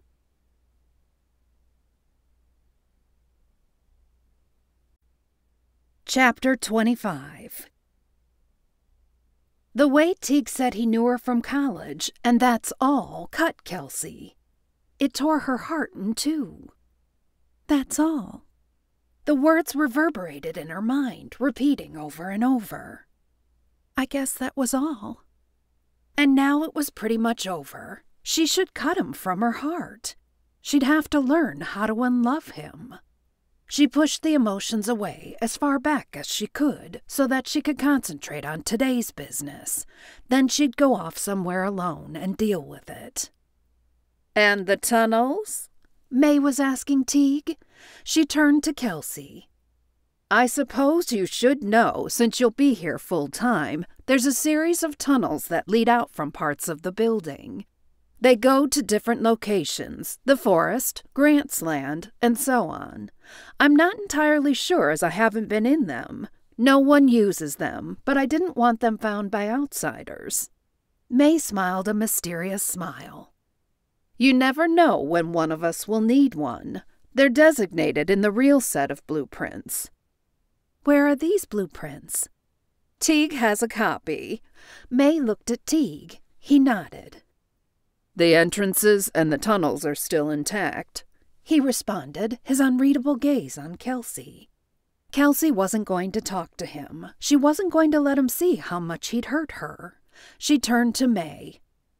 Could I see them, just in case? I need to see them again. It's been ages, May added.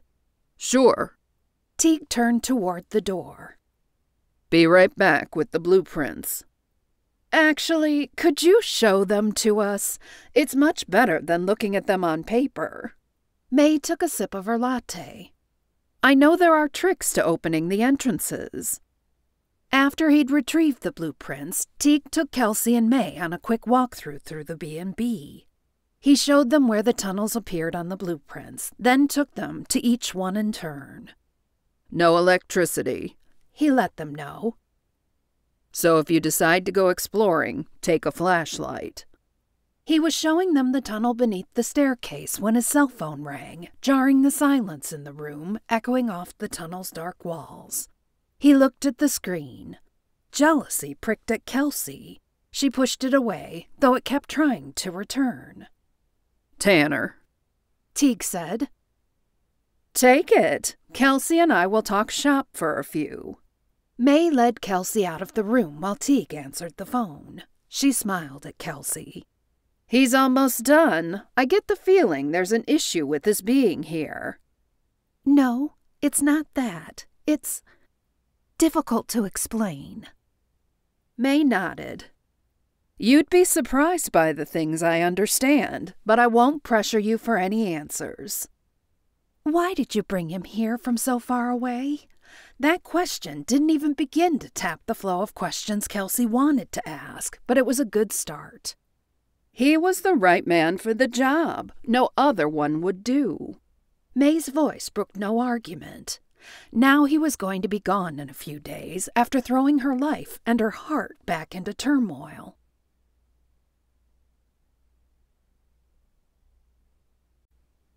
Chapter 26. May asked Kelsey and Teague to go to lunch. Kelsey begged off, claiming a stomach thing. Teague gave her a look, then May and Teague left together in separate vehicles. Kelsey sat at the kitchen table, staring at the blueprints, sipping the cold latte. Her hands shook, and she knew it was because she was close to a breaking point with her emotions about Teague. She hadn't expected everything to come back so strongly. The love they'd shared, the depth of her feelings for him hadn't lessened over time.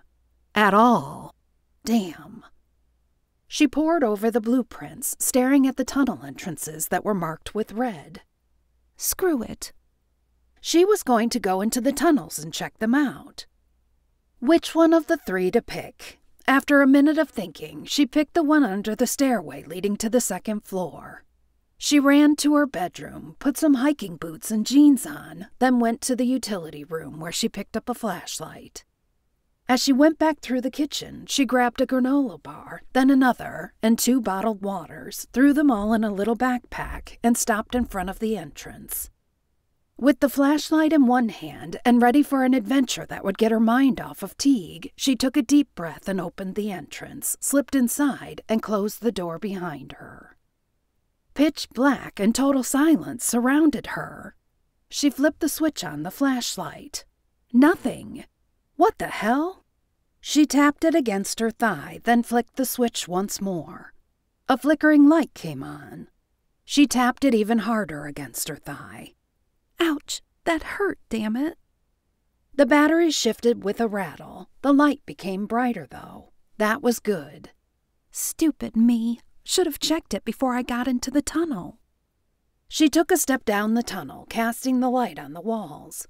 Whoever had dug the tunnel out had done more than a rudimentary job. It was wide enough for 2 or 3 people to walk through, shoulder to shoulder, and more than tall enough for an extremely tall man. More than 8 feet tall, if she had to take a guess. The walls weren't reinforced with anything man-made, but there was no doubt of their sturdiness. She started down the tunnel. It wasn't a straight shot, with many twists and turns, and a few alcoves. She checked each alcove out, looking for other tunnels that would feed into this one. There were none. She paused every few feet to listen for any sign of where the tunnel might lead to.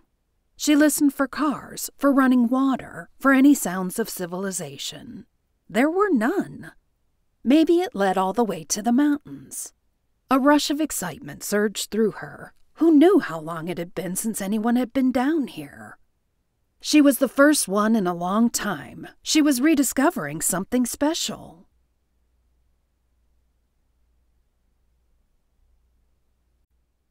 Chapter 27. Teague pushed his chair back. "That was good, May. Thanks." He ordered the easiest, quickest thing to prepare from the menu and had eaten it with as much speed as good manners allowed. He put his napkin on his plate and took out his wallet. He wanted to get back to Kelsey. He needed to talk to her. He wasn't going to leave town without talking this out. He wanted answers, and she was going to provide them one way or another. "I'm buying. It's a tax deduction, you know," May said. "What's your rush?" "I want to get back to the B&B. Don't you believe in a day off, or are you in that much of a rush to leave town?" "I'm hoping not. I think Grant was hoping that you'd stay around at least long enough to attend his wedding. He's short on groomsmen." She narrowed her eyes. "Or is it not the B&B you're getting back to?" He shrugged. May was hitting too close to home. "What do you mean?" "You, Kelsey." "I just need to get back." "I'm not ignorant, Teague, and I do have connections in the shifter world. I don't mean just here in Bear Canyon Valley, you know." "What's that mean?" "You and Kelsey have a history." "I've already told you that, so what's the point of this conversation?" He tried not to sound abrupt, but he was frustrated with Tanner for giving him shit about letting Kelsey go, with Kelsey for not being communicative, and mostly with himself for not pushing her. May looked at him and shook her head. "Go ahead, go. Figure out what you want." It wasn't what he wanted that needed figuring out. "Screw this."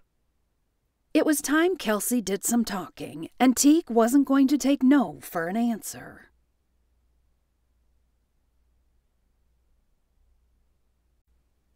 Chapter 28.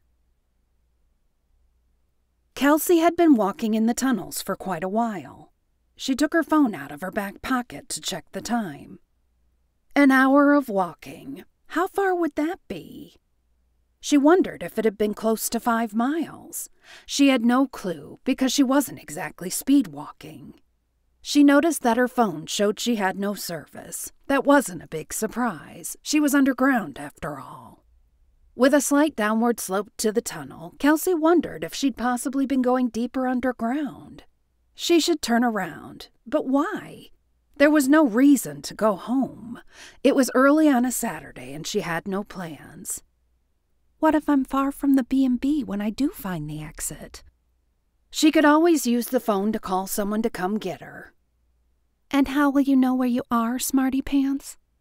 Phones had GPS locators, of that she was pretty sure, and if they had to, the authorities could track her. Shoot, I hope I don't have to pay them to save me. She'd heard stories of people getting lost and the military or state agencies having to find them, then charging the lost person hundreds of thousands of dollars for the effort. Silly me acting paranoid. It'll be fine. She trudged on, still enjoying the adventure, though her enthusiasm was tempered with fatigue. She took out one of the granola bars. No, she'd better save it for a little later, when she was really hungry. The same with the water, she thought, as her tongue stuck to the roof of her dry mouth. She heard a snuffling sound, like a child sniffling or blowing air out of its nose. Then she heard shuffling. She froze. Who would be in the tunnel? Did this mean she was close to the exit? She became happy, excited really, at the prospect of getting out of the tunnel. It was becoming a bit claustrophobic. She waved the flashlight, moving it around the tunnel, looking for the source of the noise. She walked around a bend, shining the light, and at the same time cursing herself for being so foolish. What could it possibly be? She chastised herself. There was nothing that could hurt her in the tunnels. There was an alcove on the right, and straight ahead she could see daylight. Granted, it was muted daylight, as if she were in the woods, but still, it was daylight. She rejoiced. Then she heard the snuffling sound again. She shined the light toward the deepest part of the little alcove, which was really more like a tiny cave. There! Movement! A small dark form moved in the corner of the alcove. Was it a rabbit? A dog? She approached, murmuring sounds of comfort. "It's okay," she whispered. "I'm not going to hurt you." Eyes glowed in the flashlight's beam. Tiny dark eyes, a muzzle, dark fur. She closed in. The animal made tiny sounds of distress. She squatted on her knees and avoided shining the light in its face, casting the rays on its body instead. A tiny bear. A dark brown baby bear. Fear showed in its eyes. "Aw, don't be afraid of me. I love bears." She kept her voice low and reached her hand out to let the bear sniff it. The baby reached its paw out, touching her hand with its soft pads. "Such a sweet baby." She took the baby's paw in her hand and rubbed it, then put the flashlight down, angling it so that she and the tiny bear weren't in its direct light. Kelsey sat near the bear, cross-legged. The little bear shuffled closer to her, then ambled into her lap, laying its head on her thigh. She patted the baby's head and its back, murmuring soothing sounds. It licked at her fingertips, tried to suckle on her thumb. "You're hungry, aren't you? Why are you in here all alone? Did your mommy die or abandon you?" The little bear grunted, rooting against her body. "I wonder if you could eat a granola bar." She reached for the backpack slowly, unzipping it while the bear's tiny squinty eyes watched her without fear. "You're not even afraid of people, are you?" A wave of sadness coursed through her. Was this what her and Teague's baby would have been like when it shifted?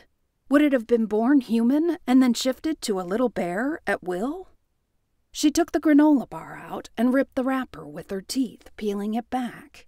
The little bear raised its head and sniffed, then licked at her fingers. She put the granola bar closer to its mouth. The cub licked at it, then nibbled on it. Within a second, it had taken the bar in its mouth and was trying to chew on it. Did it even have teeth? She didn't want to find out the hard way, so she'd leave that question unanswered. In less than a minute, the bar was gone, and the little bear leaned its head against her chest. She held it securely, not too tightly. It would be better if she got outside of the tunnel, figured out where she was, and had some phone reception. She'd tell Astra to come get her. Kelsey shifted the backpack over one shoulder and rose to her feet with the bear still cuddled within her arms, like a baby would have been. "Come on, little one, let's get out of here." What was she going to do? Raise a bear? Sure. Didn't some people have pet bears? She'd seen something like that on one of the nature shows on TV. That wouldn't be so bad, would it? She looked at his little snuffling snout. If it were a cat, it would probably be purring. Again, she thought of what a baby would have been like if she and Teague had had one. Funny, for all the times he'd mentioned wanting children, she had never thought to ask him how it was when baby shifters were born, and whether they could shift when they were little or not. She rubbed the little bear's head, running her fingers down its fur toward its neck, as she made her way in the dimness with the flashlight clasped precariously in one hand. She put her face into his fur and breathed deeply. "I'm messed up. Why am I doing this?" Why was the little bear getting to her this way? More light came in from the tunnel entrance. She flipped the flashlight off and tucked it into her back pocket. Shifting the cub, the little bugger was heavy. She fished her phone out and held it up. Bars! Yes! She had reception. Kelsey bit back the whoop of joy she wanted to release because the little bear's eyes were closed. A smile crossed her face. He was so cute. A roar that was too close for comfort made her jump. A squeal escaped Kelsey's lips at the same time that the little bear released a yelp. A large brown bear was 20 yards away. Kelsey squinted at the bear. Was that Teague? What was he doing out here? She looked closer. Not Teague. The little bear started to squirm in her arms. The big bear released another roar and reared up onto its hind legs. Kelsey looked at the baby bear, then looked at the big brown bear. She wondered if the bear meant him harm, or, is that his mother? A flood of information that she'd heard about mother bears and protectiveness rushed to the forefront of Kelsey's mind. She didn't want to release the little bear. What if that wasn't its mother? What if that big bear killed the baby? What if it is his mother? Then it would kill Kelsey. Or would it? Would it kill the baby bear when it smelled Kelsey on it? Did bears do that? God, she wished she'd paid better attention to that stupid TV show. The bear growled, swiping its paws out in a threatening manner, still yards away. Now what? She was torn between protecting the baby bear. How could she protect it if she was holding it? And setting it down in the middle of the large bear's attack. Then it might run off. She had to make a tough decision, but she wasn't going to let the little bear get hurt. And she had to make it now, damn it. Her thoughts were jumbled, only her instincts seemed to be working. It's okay, baby. Kelsey leaned down to set the baby bear on the ground. She didn't want to be holding him if she got into it with the bear. Kelsey jerked her backpack off her shoulder. She heard another roar and looked up just in time to see the large bear charging her way. Shit, shit, shit! Kelsey swung the backpack. The bear stopped, frozen. Kelsey swung it again. The bear raised a paw and swatted the backpack, shredding it in half, scattering the contents. The baby bear whimpered. The female bear roared again and swiped her paw toward Kelsey. Kelsey took a step back, stumbled on something, lost her balance, and fought to regain her footing. Another roar came from the left, loud, ferocious. A second bear exited from between the trees, intercepting the first bear. There was no doubt about this bear. It was definitely Teague. Kelsey screamed, worried that he'd get hurt. He barreled into the female bear, which was slightly smaller than he was. She rolled twice and careened into a tree. Kelsey righted herself and picked up the baby bear. Teague shifted. "Put the baby down," he yelled at Kelsey. Kelsey knelt, releasing her hold on the baby. The little bear looked back at Kelsey, then took off. Kelsey screamed again. The large bear had risen and was behind Teague on two legs, reared up, her paws raised, long claws extended. Teague started to whirl around and shift. Mid-shift, the bear swiped at him, sending him backward, blood spraying from a series of gashes on his chest. The baby bear approached Teague and its mother, crying. The mother roared as if she was communicating with the baby. The little one looked back at Kelsey, then went behind a tree, barely visible, as if it was hiding. Teague finished shifting. With his bare fur dripping blood, he stood on his hind legs, and with his jaws open wide, he released a roar that sent the female running toward the baby bear. She gave Teague one last snarl, then took off at a run with the baby right next to her. Kelsey ran toward Teague, uncaring that he was still in his full bear form. She'd seen his bear before. She had no fear of his bear. She wrapped her arms around his bear, mindful not to touch the bleeding area. Teague shifted to his human form. He groaned, stretching his arm out, removing his shredded shirt from his broad shoulders and wide chest. The lacerations had stopped bleeding. He ran the shirt over the bloody skin. The cuts began to close up, leaving behind angry red scars. "Your wounds." She'd forgotten how he could heal so quickly. She'd only witnessed it once, when he'd had an accident in the kitchen with a knife. "You're healing." "What the hell?" Those were his first words? Really? Her arms still around him, Kelsey looked up. His face was no longer contorted in pain. Now it was suffused with worry. "You shouldn't be out here," he said. "That's the bear that Grant was saying they'd spotted." "She's not a shifter, is she?" Kelsey was pretty sure of the answer, but still she wondered, mostly because of the baby bear. He put his arm over her shoulder, pulling her close. I saw you holding the little bear. Kelsey nodded, a feeling of emptiness overwhelming her. Don't you think it's time we had a talk? His wounds were no longer open, only long scars remained of the former gashes in his flesh. He took a step toward a log. I don't know. The bear. What if she comes back? Kelsey wasn't sure she wanted to discuss the baby with him. Then she remembered her words to Astra. Teague deserved to know first. He deserved to know, period. Kelsey. His voice was firm. No, it's not optional. He sat on the log and patted a spot next to him. His eyes turned a golden color. She recognized that his bear was speaking for him. The bear and the man. She loved them both. It was time to be fair and truthful. She sat on the log beside him. She chewed on her lip, worried, wondering, unsure where to start. I was pregnant with our baby. Her voice broke, and she erupted into sobs, releasing years of heartbreak. Years and years, over more than just the baby, more than just Teague.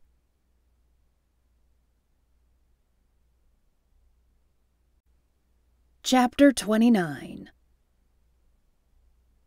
Teague put his arms around her, holding her while she sobbed, letting her release all of her angst.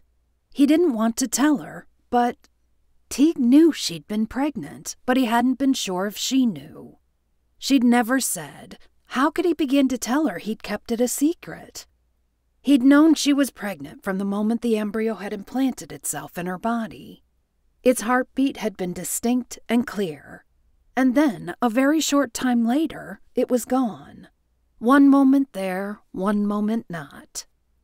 Teague had mourned silently, unsure whether she knew, believing she didn't. And then 2 days later, she'd left, completely vanished from his life without another word. He'd wondered if she knew and if the baby had had anything to do with her decision. He'd wanted to chase her down. His bear had damn near killed him to get him to follow her, to track her down and bring their mate back. Teague hadn't done that, though. He didn't believe in forcing a woman to be with him if she didn't want him.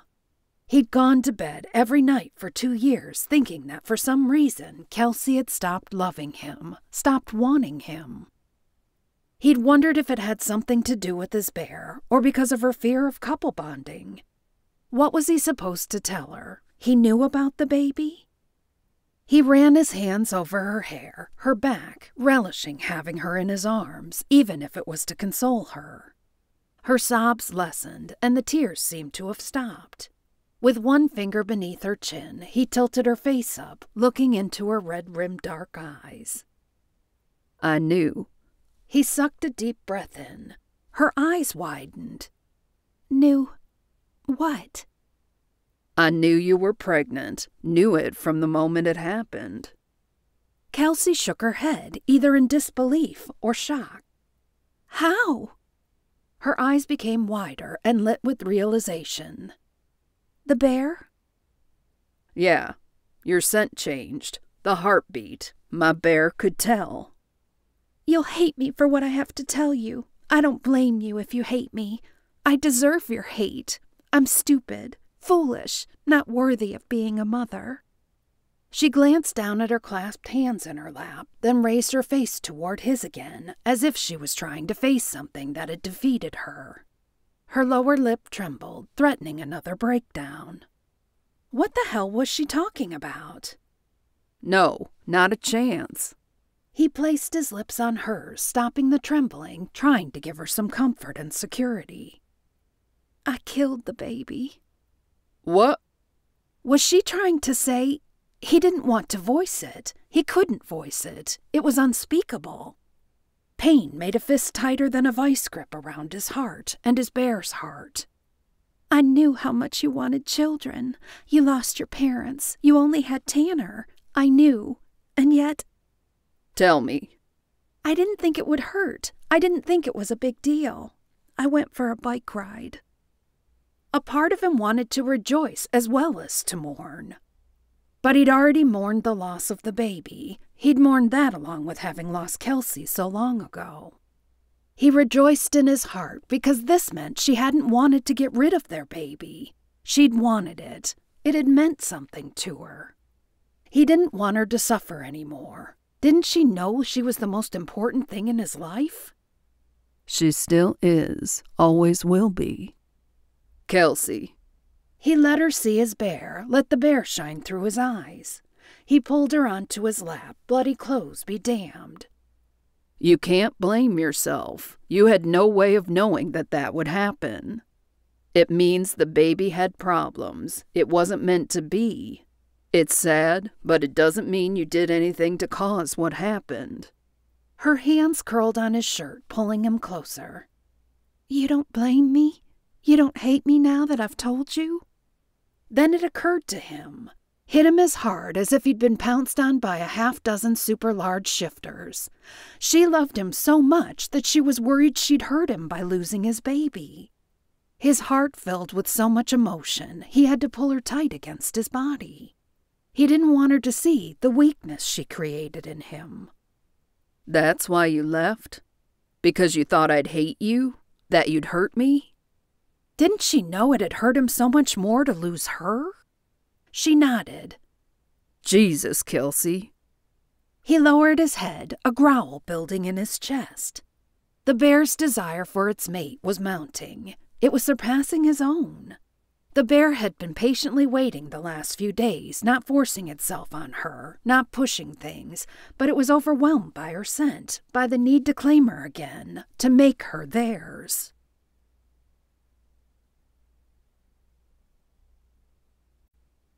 Chapter 30. Kelsey saw his bear. She saw the desire flare up behind Teague's eyes and knew that what they'd always been to one another hadn't even come close to fading. She could see it in his eyes as surely as she felt it in her heart. His lips pounced on hers, claiming them. His tongue seared a path, parting the seam of her lips, branding its heat into her. She gasped and fought the urge to moan. The heat of his body was intoxicating. She reached up, twining her fingers in his hair. She couldn't even think of anything but wanting him and how much she'd always wanted him. Arousal flowed through her blood every time his tongue danced with hers. A whimper built in her chest, increasing with every second the kiss lasted. Teague shifted her, straddling her legs over his thighs, practically planning her on what she could see was a very well-defined, mouth-watering hard-on. She pulled at his shirt, needing to feel his flesh, to relive what they'd had. All this time, she began, all this time you haven't found someone else? Found someone else? He looked into her face, his eyes piercing hers, pinning her with his gaze. You're my mate. I've always known that. She moaned a soft whimper, ran her fingers up his chest, into his hair, pulled him closer, then leaned down, kissing him. There's no one else for me either. There better not be. His voice was a growl coming from deep within, both his and his bear's passion evident. Do you know how much I missed you? 2 years of pent-up emotion made her voice catch. I missed you too, he whispered, his tone hoarse. I don't want another woman, and I won't tolerate you being with another man.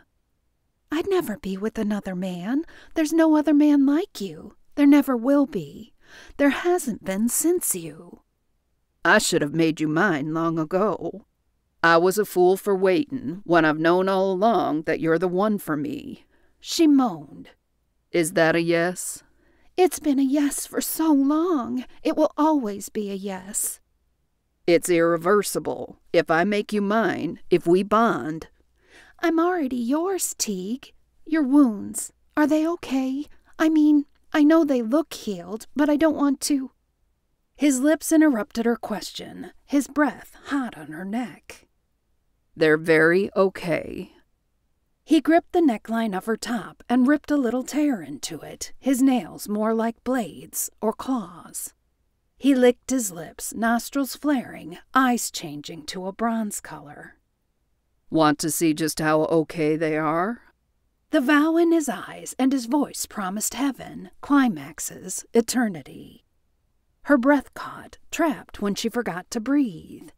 Beneath her, she felt his length getting harder as his breathing quickened. Teague tugged on the fabric of her top, pulling it off, then slid a fingertip beneath the satin of one bra cup, pushing it away. A flick, and her bra was split in half, and her breasts popped out as if they'd been released from prison. Her rosy nipples peaked, becoming taut pebbles. Teague's dark eyes trained on her breasts with the focus of a predator, his face saying she was the most exquisite thing he'd ever seen. A groan slipped out of his mouth. Amazing. He lowered his head and rubbed his lips on her nipple, while his hand pushed the remains of her bra away, completely freeing her breasts. Cupping them with his hands, he brought them close to his face, burying into her creamy mounds. He sucked first on one nipple, then on the other. She arched her back, offering him more of herself. Each suck he made, each pull and nibble on her nipples made a surge of current travel down to her clit. His tongue twirled, worshipping each rosy peak individually. She closed her eyes, her hands on his knees behind her to keep from falling. Fuck, I need you. I need to be deep inside of you. Her eyes flew open. Before she could ask what was stopping him, he tugged on her button, unzipped her jeans, stood her up, and shimmied them down her body. He unzipped his own jeans, dropped them, then placed her back on his lap, again straddling him, his hardness resting against her mound, her clit buzzing with need. She spread her legs, raised herself up, and took him in her hand. His pulse beat in his cock as she lined it up and slid down onto him. He pushed her legs wider, sinking deeper into her slick channel. Desire simmered in her body, demanding release. Teague. He slipped his hands behind her ass, raised her, and lowered her back down on his hard cock, at the same time raising his hips. She gasped. His length pierced her, impaling deep within her. You're done running, he said with a groan, then pushed her up again and dropped her back down. You're never leaving again. With his supernatural speed, he quickly had her flipped onto her hands and knees, her body steadied against his with his forearm. Never. She moaned the word out, making it a very long syllable while she looked back at him, enjoying the sheer lust written on his face. He pushed her legs apart, and her breath caught as he slipped the head of his hardness into her sleekness, then drove himself deep within. She grabbed for the log they'd been sitting on, uncaring how she braced herself or with what, uncaring about the splinters that were embedding themselves in her palms. One thing mattered. Teague, inside her. He began to drive into her with the ferocity of a jackhammer, pummeling her, reaching around, his fingers pressing on her clit, pinching it, flicking it, rubbing it furiously, alternating between slow and lazy, and then ramping up to a ferocity that matched his pumping. He pushed her down and pulled her ass up as he mounted her, constantly pushing himself in and out as a crescendo mounted within Kelsey. His length was like hardened forged steel, unforgiving, unyielding, all man as he branded her with his passion. Are you mine? He growled in her ear, and the sound reverberated in her brain. Forever, she gasped. She soared to a new height, pushed further, deeper, faster. Her blood was boiling, or was that her brain? She couldn't tell as years of pent-up passion were released with a scream at the same time he bit into her shoulder. A searing pleasure penetrated her orgasm, driving her deeper and higher in her climax. Behind her, Teague clasped her close, a roar emitting from his throat as he pulled her tight against his body, releasing a stream of heat deep inside her channel. Forever, he grunted close to her ear. Let there be no doubt. He pulled on her chin, bringing her head backward, then locked his lips on hers, meshing them together as his tongue took control of hers, giving and taking, promising forever.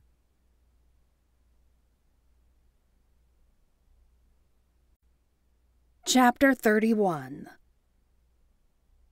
The Bear Canyon Valley group of friends was assembled in the B&B, enjoying a party in celebration of the upcoming grand opening and wedding at the B&B. Grant was holding Chelsea's hand. As the bride-to-be, she was quiet and constantly blushing at the jokes that were made about wedding nights. Standing close to the wedding couple, Kelsey raised her glass in a toast, an easy smile coming to her lips.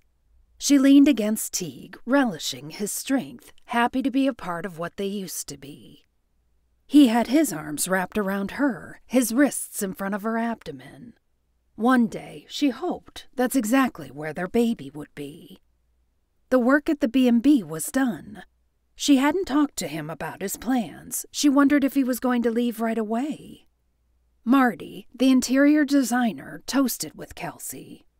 Marty had been invited to be a part of the celebration after her 4-day stint at the B&B. The curvy designer fit right in with Kelsey and Astra. She'd even managed to get Chelsea to trust her. Chelsea, who always seemed to be a little bit on the less trusting side. May turned to Teague, nodding, a pleased look on her face.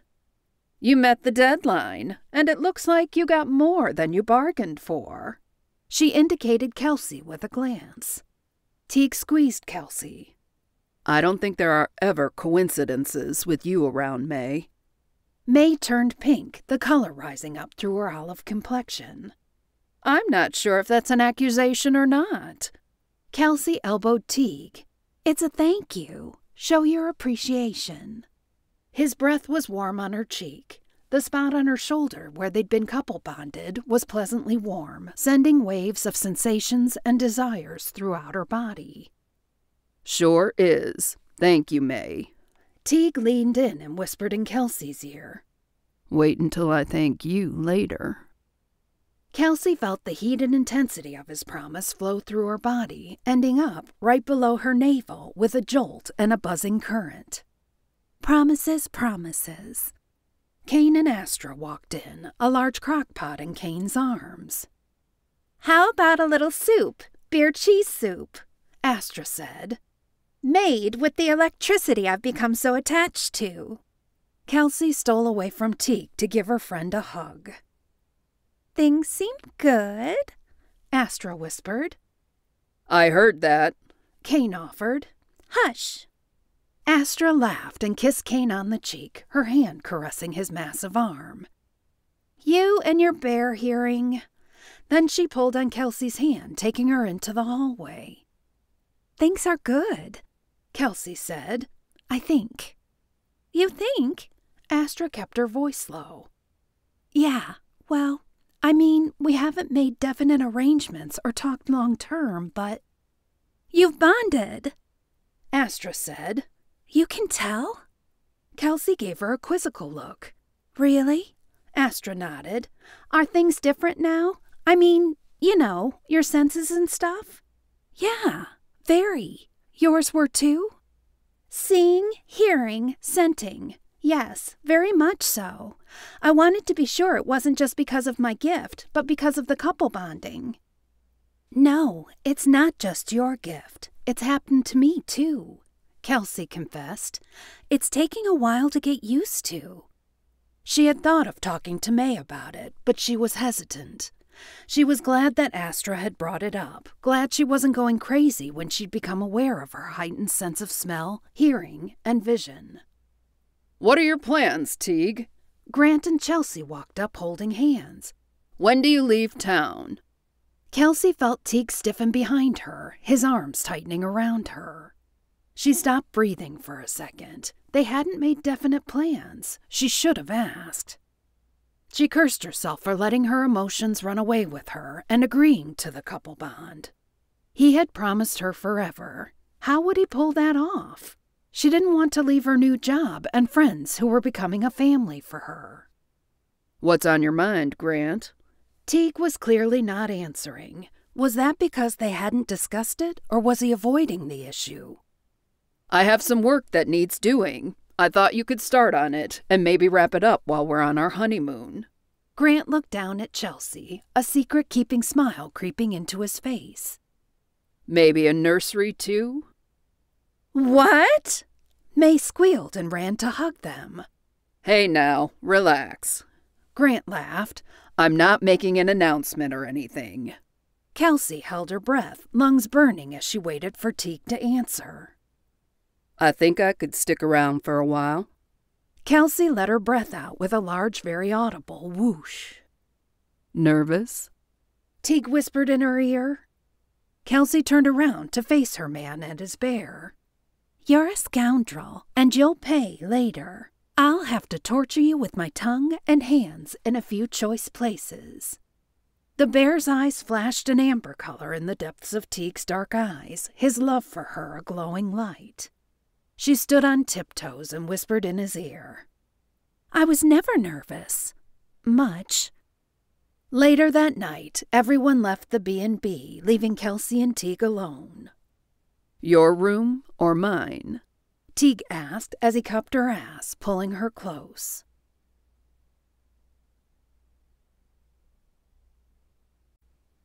Chapter 32. The next morning, Teague woke up early and went to visit with Grant. After lunch, tired of waiting for him to return and take her down another tunnel and bored out of her skull, Kelsey decided that she'd go check out a different tunnel.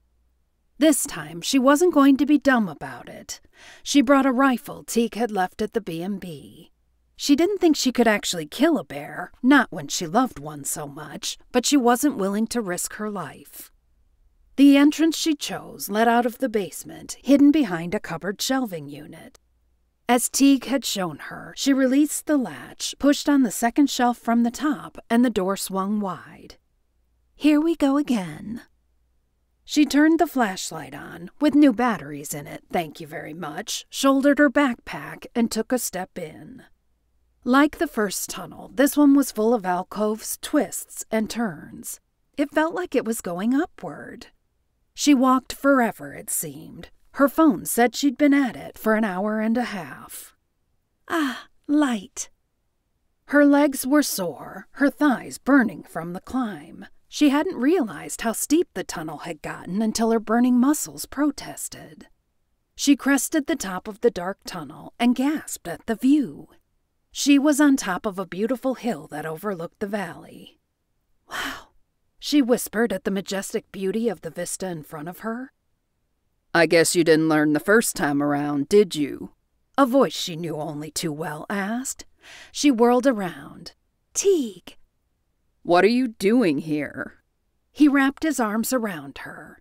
She inhaled deeply, his manliness filling her lungs. I missed you, woman.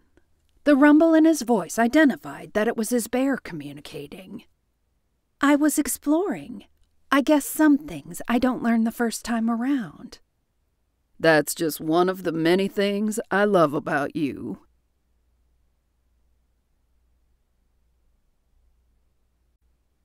Chapter 33. Teague saw happiness in her eyes.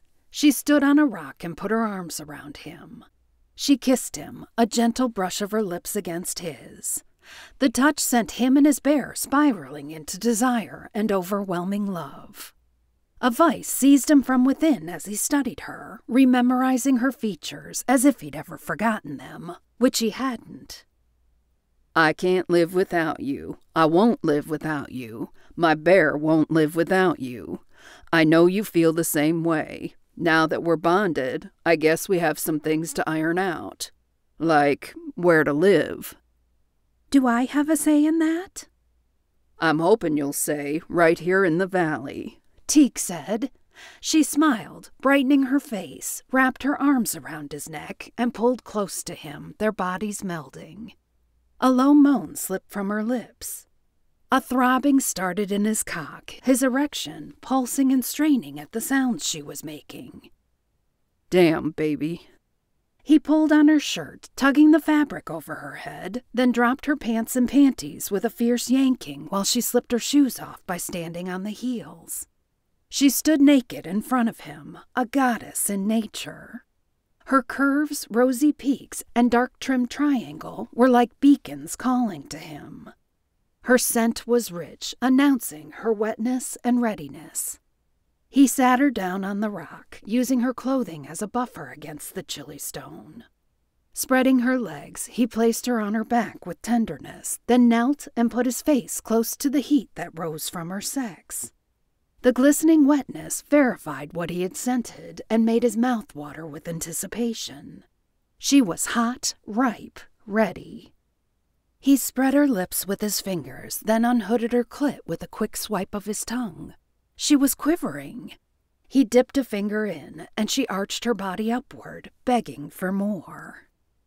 Teague slipped a second finger in, fucking her with both fingers while he sucked on her tender button, pulling at her clit with deep suction, then releasing it and flicking it with his thumb. Her face was a picture of pleasure. She leaned forward, digging her hands into his hair, alternately pulling his hair and pushing his head, depending on his tactics. He pushed his fingers upward, seeking her G-spot as he sucked and flicked her clit with his tongue. She gasped and reared upward, rocking her pussy over his mouth. He went faster and faster. "Oh, my God! Yes! Yes!" He added another finger, pushing her to new limits, stretching her, growling into her sex. Less than a moment later, she grew stiff, then with a loud scream that echoed around them and made the forest silent of all animal life, she tightened her channel around his fingers and sat up, her eyes wide. "Oh, God! Teague!" She bounced on his fingers, grinding on them, coming in a series of climaxes that made his cock hurt from the strain of not taking her. She shuddered and leaned forward against him, sweat beading on her forehead, her face flushed. She'd never looked more beautiful. He cupped her breast and, leaning in, took a mouthful of her nipple in his mouth and teased it with his tongue, lavishing his attention on the rosy, pearlized bud. Then he stood and unzipped his pants and reached for her, ready to drive his cock deep into her pussy to attain the same heights with her again. Kelsey sat down on the rock and looked at his cock. Gripping it with both hands, she sat down, straddling him, his cock between them. She rose slightly, lined it up at her entrance, and thrust her body down onto it, impaling herself, taking him in fully. Pleasure exploded in Teague's mind and body. He jerked forward, the intensity of what he was feeling creating a tremor that rocked his essence. Her pussy tightened around him, silky and steel-like in its grip. He grunted, a growl building deep within. Damn, he didn't want to lose control. Not yet. Damn it, not yet. He grabbed her hips and squeezed her ass, pulling her onto him even further, pushing against her slick walls. She rose and dropped again, and again. She rocked on his cock, wiggled in his lap, her tightness pulling his cock, coaxing it, milking it toward the apex of pleasure. Fuck! Fuck! Teague couldn't have stopped himself if he wanted to, and he sure as hell couldn't stop his bear. He pulled her closer, driving deep into her, pushing against her walls, loving the sleek tightness of her channel. Kelsey screamed his name, her head thrown back, her muscles pulling a climax from deep within him. With a roar, he leaned forward and sank his teeth into her shoulder at the juncture of her neck, covering their couple bond. She moaned and pulled on his ass, bringing him in even deeper. He licked at her wound, healing it quickly, leaving behind the tiniest scar on top of a scar. Kelsey pulled back and looked into his eyes, her own dark brown eyes glistening with tears. "Don't cry, baby." He pulled her closer. "They're good tears," she assured him.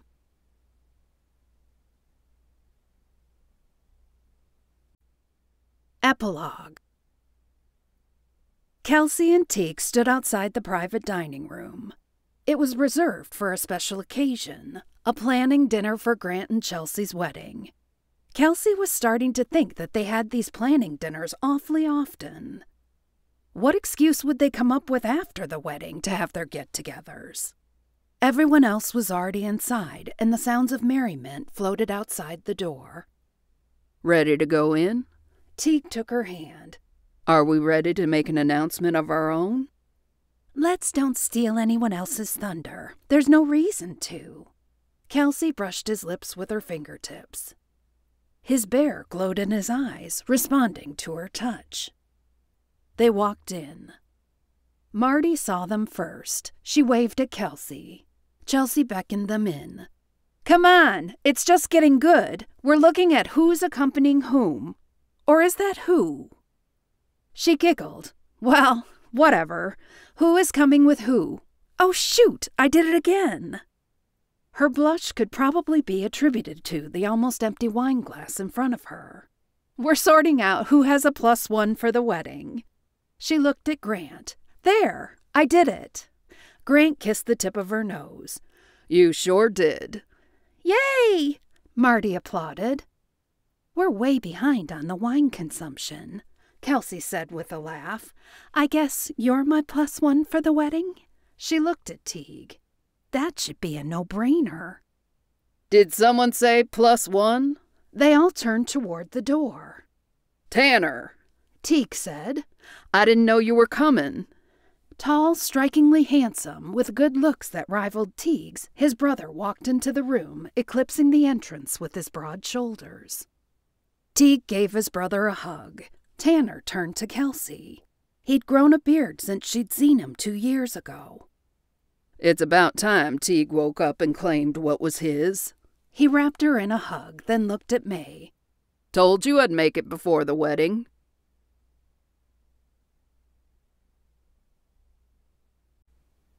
This has been Persuasion, Shifters Forever. Written by Elle Thorne. Narrated by Megan Kelly. Copyright 2015 by Elle Thorne. Production copyright 2017 by Elle Thorne.